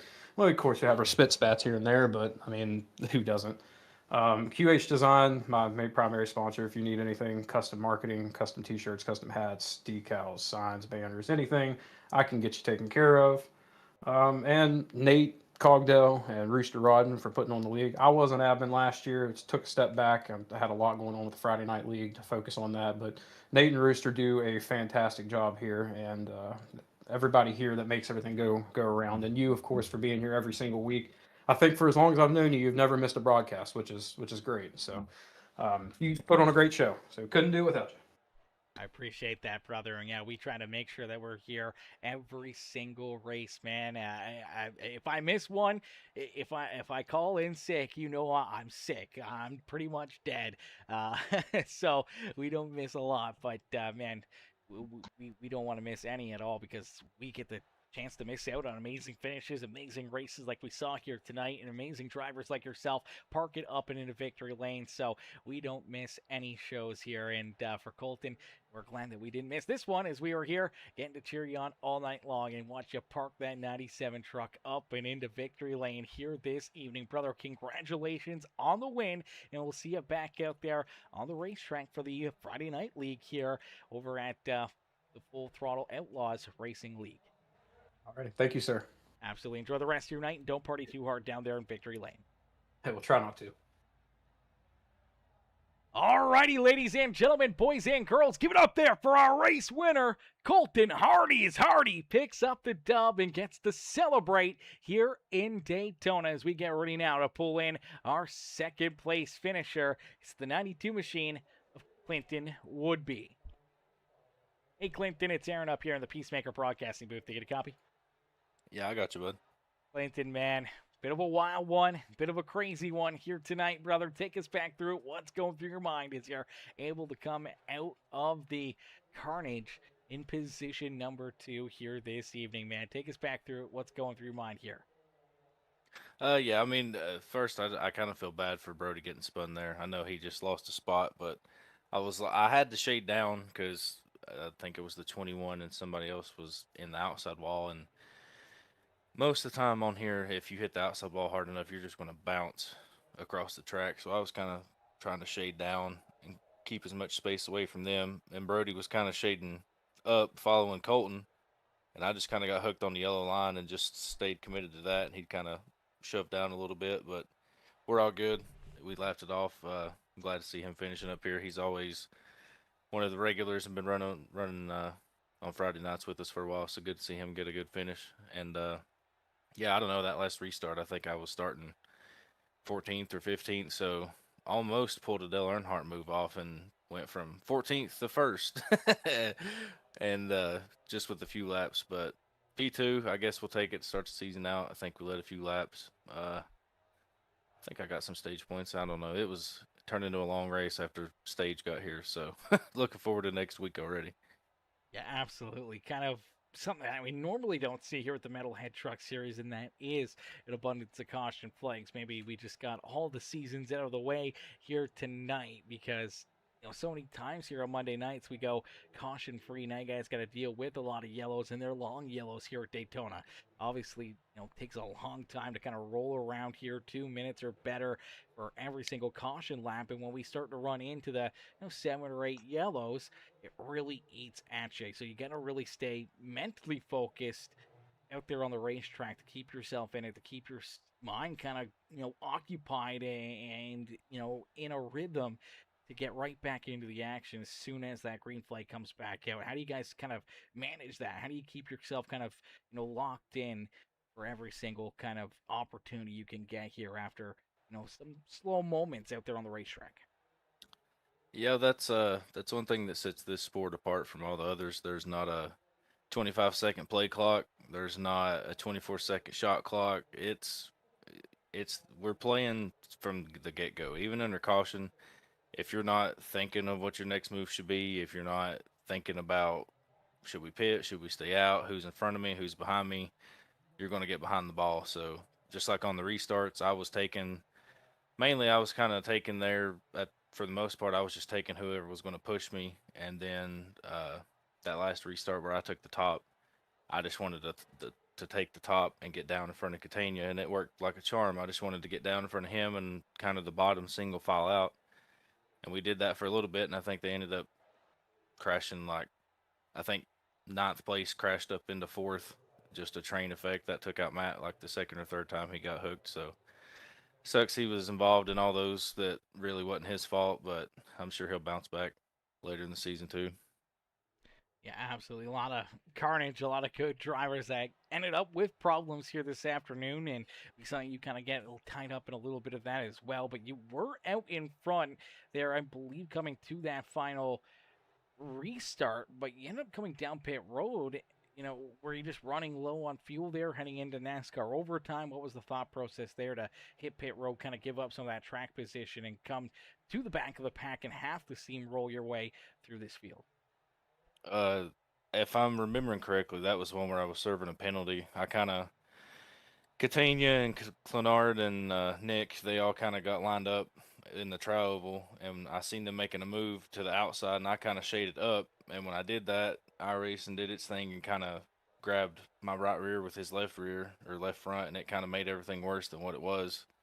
So I just kind of took the fault there and took the EOL to go to the back. But after that, I was involved in the other big wreck and still had to start in the back again because I was just pretty much catching up to the pace car the entire caution time. And so yeah, like I said, it was I wasn't really expecting to get much more than like a P10 starting that far back, but on the restart, the lanes kind of got separated, and I think I was working with Bruce there for a minute, and we were going, and then I don't know if he had some sort of damage. I don't know. It would just seem like when I was actually pushing him, we weren't going unless someone was in front of him. So that's when I jumped up in front of Caleb, and just after that on the back stretch, everything just started opening up. Yeah, and it opens up nicely for you, and it drives you home for a very solid second place run here this evening. Clinton, who would you like to thank for a great run, great performance, and a great drive here in our season opener? Yeah, shout out to my girlfriend Megan and Blair Peterson, the Winnipeg Diecast. Go get all your NASCAR stuff from him. All my teammates tonight, Matt, Brian, and Fisher. I think we were all. I think we might have been the best team, if not the second best team tonight. And we just every time we got lined up, we made really good progress, and we all of our moves were kind of planned, so we were working together pretty well. Yeah, it just happens at these tracks though. It's just Daytona and Talladega. You kind of just throw a coin in the fountain and see what happens. But yeah, we'll go chase after them next week. Absolutely, brother, and we can't wait to see you back out there, obviously Friday night, but also back here again next Monday, and see if you can mark yourself one spot better and up here in Victory Lane.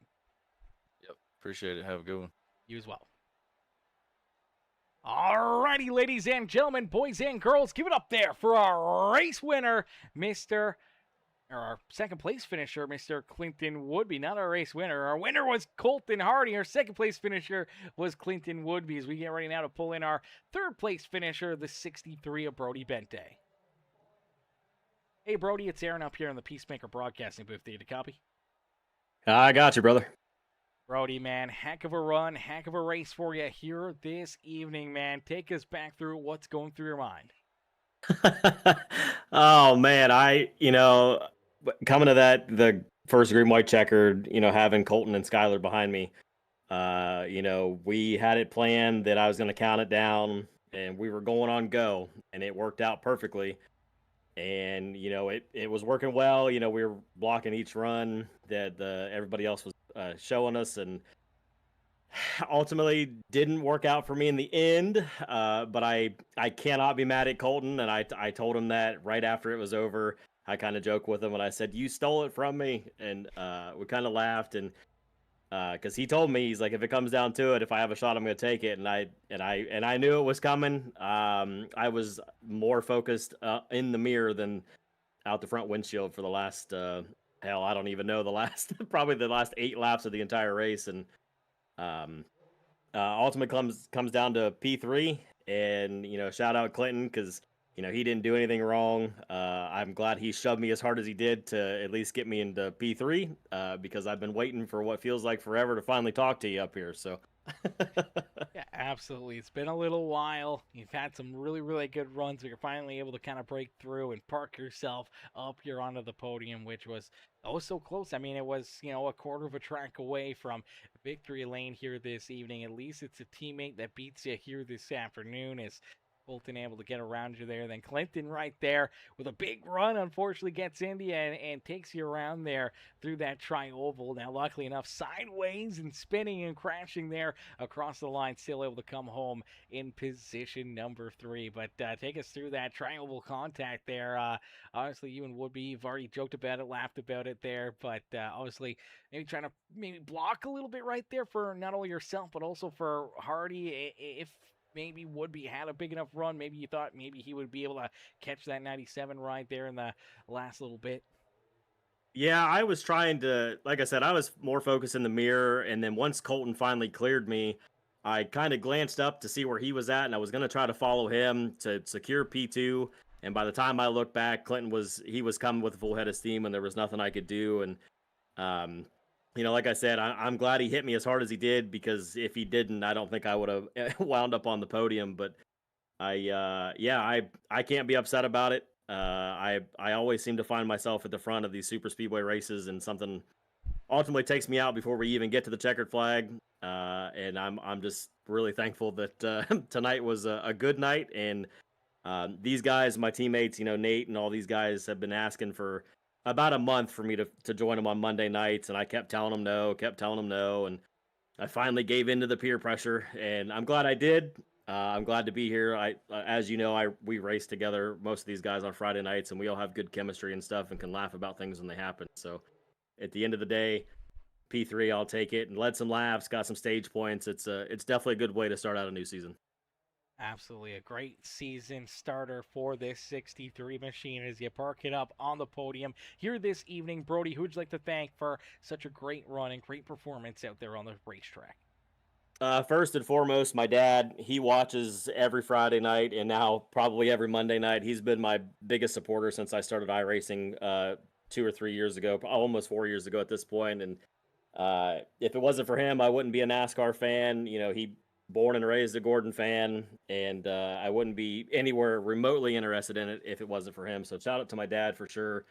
And then, of course, my teammates, Nate, Skyler, Colton 1, Colton 2, and David. We all race together, and I've raced with David and Colton Hardy for about 4 years, and these guys, like I said, they wanted me to join, and I'm glad I did. And we ran together really well. We were together for most of the race. Besides a couple of accidents that happened, the field kind of got split up, and Nate had a lot of damage. David somehow finally came back and got a top 10. I don't know how he was able to do it since he had so much damage, but the team for sure. We play other games and stuff together throughout the week, and I would like to say that we're pretty close friends. So definitely my dad, definitely the Poo-Woo team, and for you for sure. Like I tune in every night after each broadcast and see if I made some TV time. So shout out to you, and then Nate and Rooster for putting on the league, man. I'm glad I finally joined. I've put it off for long enough, and I think this is a good way to shift some momentum and have some momentum into Phoenix next week.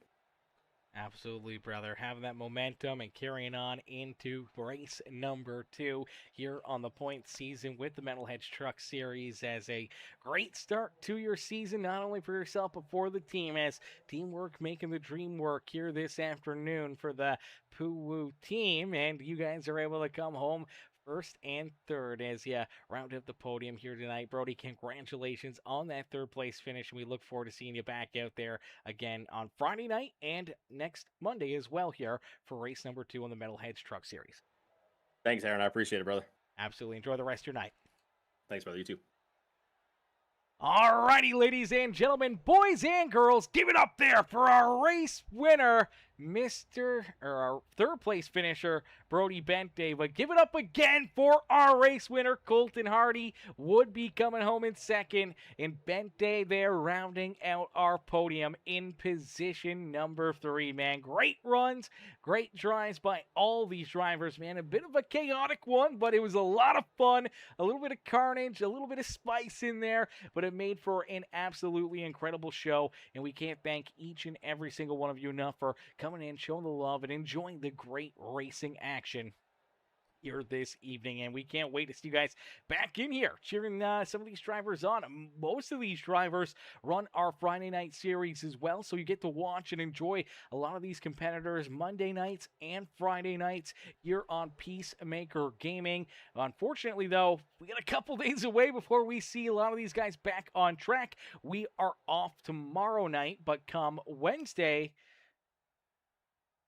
I think we're off Wednesday too still. So we may be off Wednesday as well. Maybe we can get something going. Maybe we get something fun, in there. I think I'm off work on those 2 days as well. So we may get a couple days off here to kind of sit back, relax, maybe, maybe load in a little Call of Duty or something. Who knows what? Maybe just get a little random stream in there, some community games, playing Rocket League or Fortnite or Fall Guys or just different little games that all the subscribers and viewers can, play in here as well. We may get something fun going here. Or we may just take at least one of those nights off and sit back and relax. But nonetheless, we appreciate you guys all tuning in and showing the love here this evening, and we'll see you guys back in here in the next one, man. If you haven't already, it's not too late. Make sure you guys do us a favor. Hit the thumbs up button on the broadcast. Hit that subscribe button. Become part of the Peacemaker family here today, and we'll see you guys back here in the next one, man. Peace and love, ladies and gentlemen. Peace and love.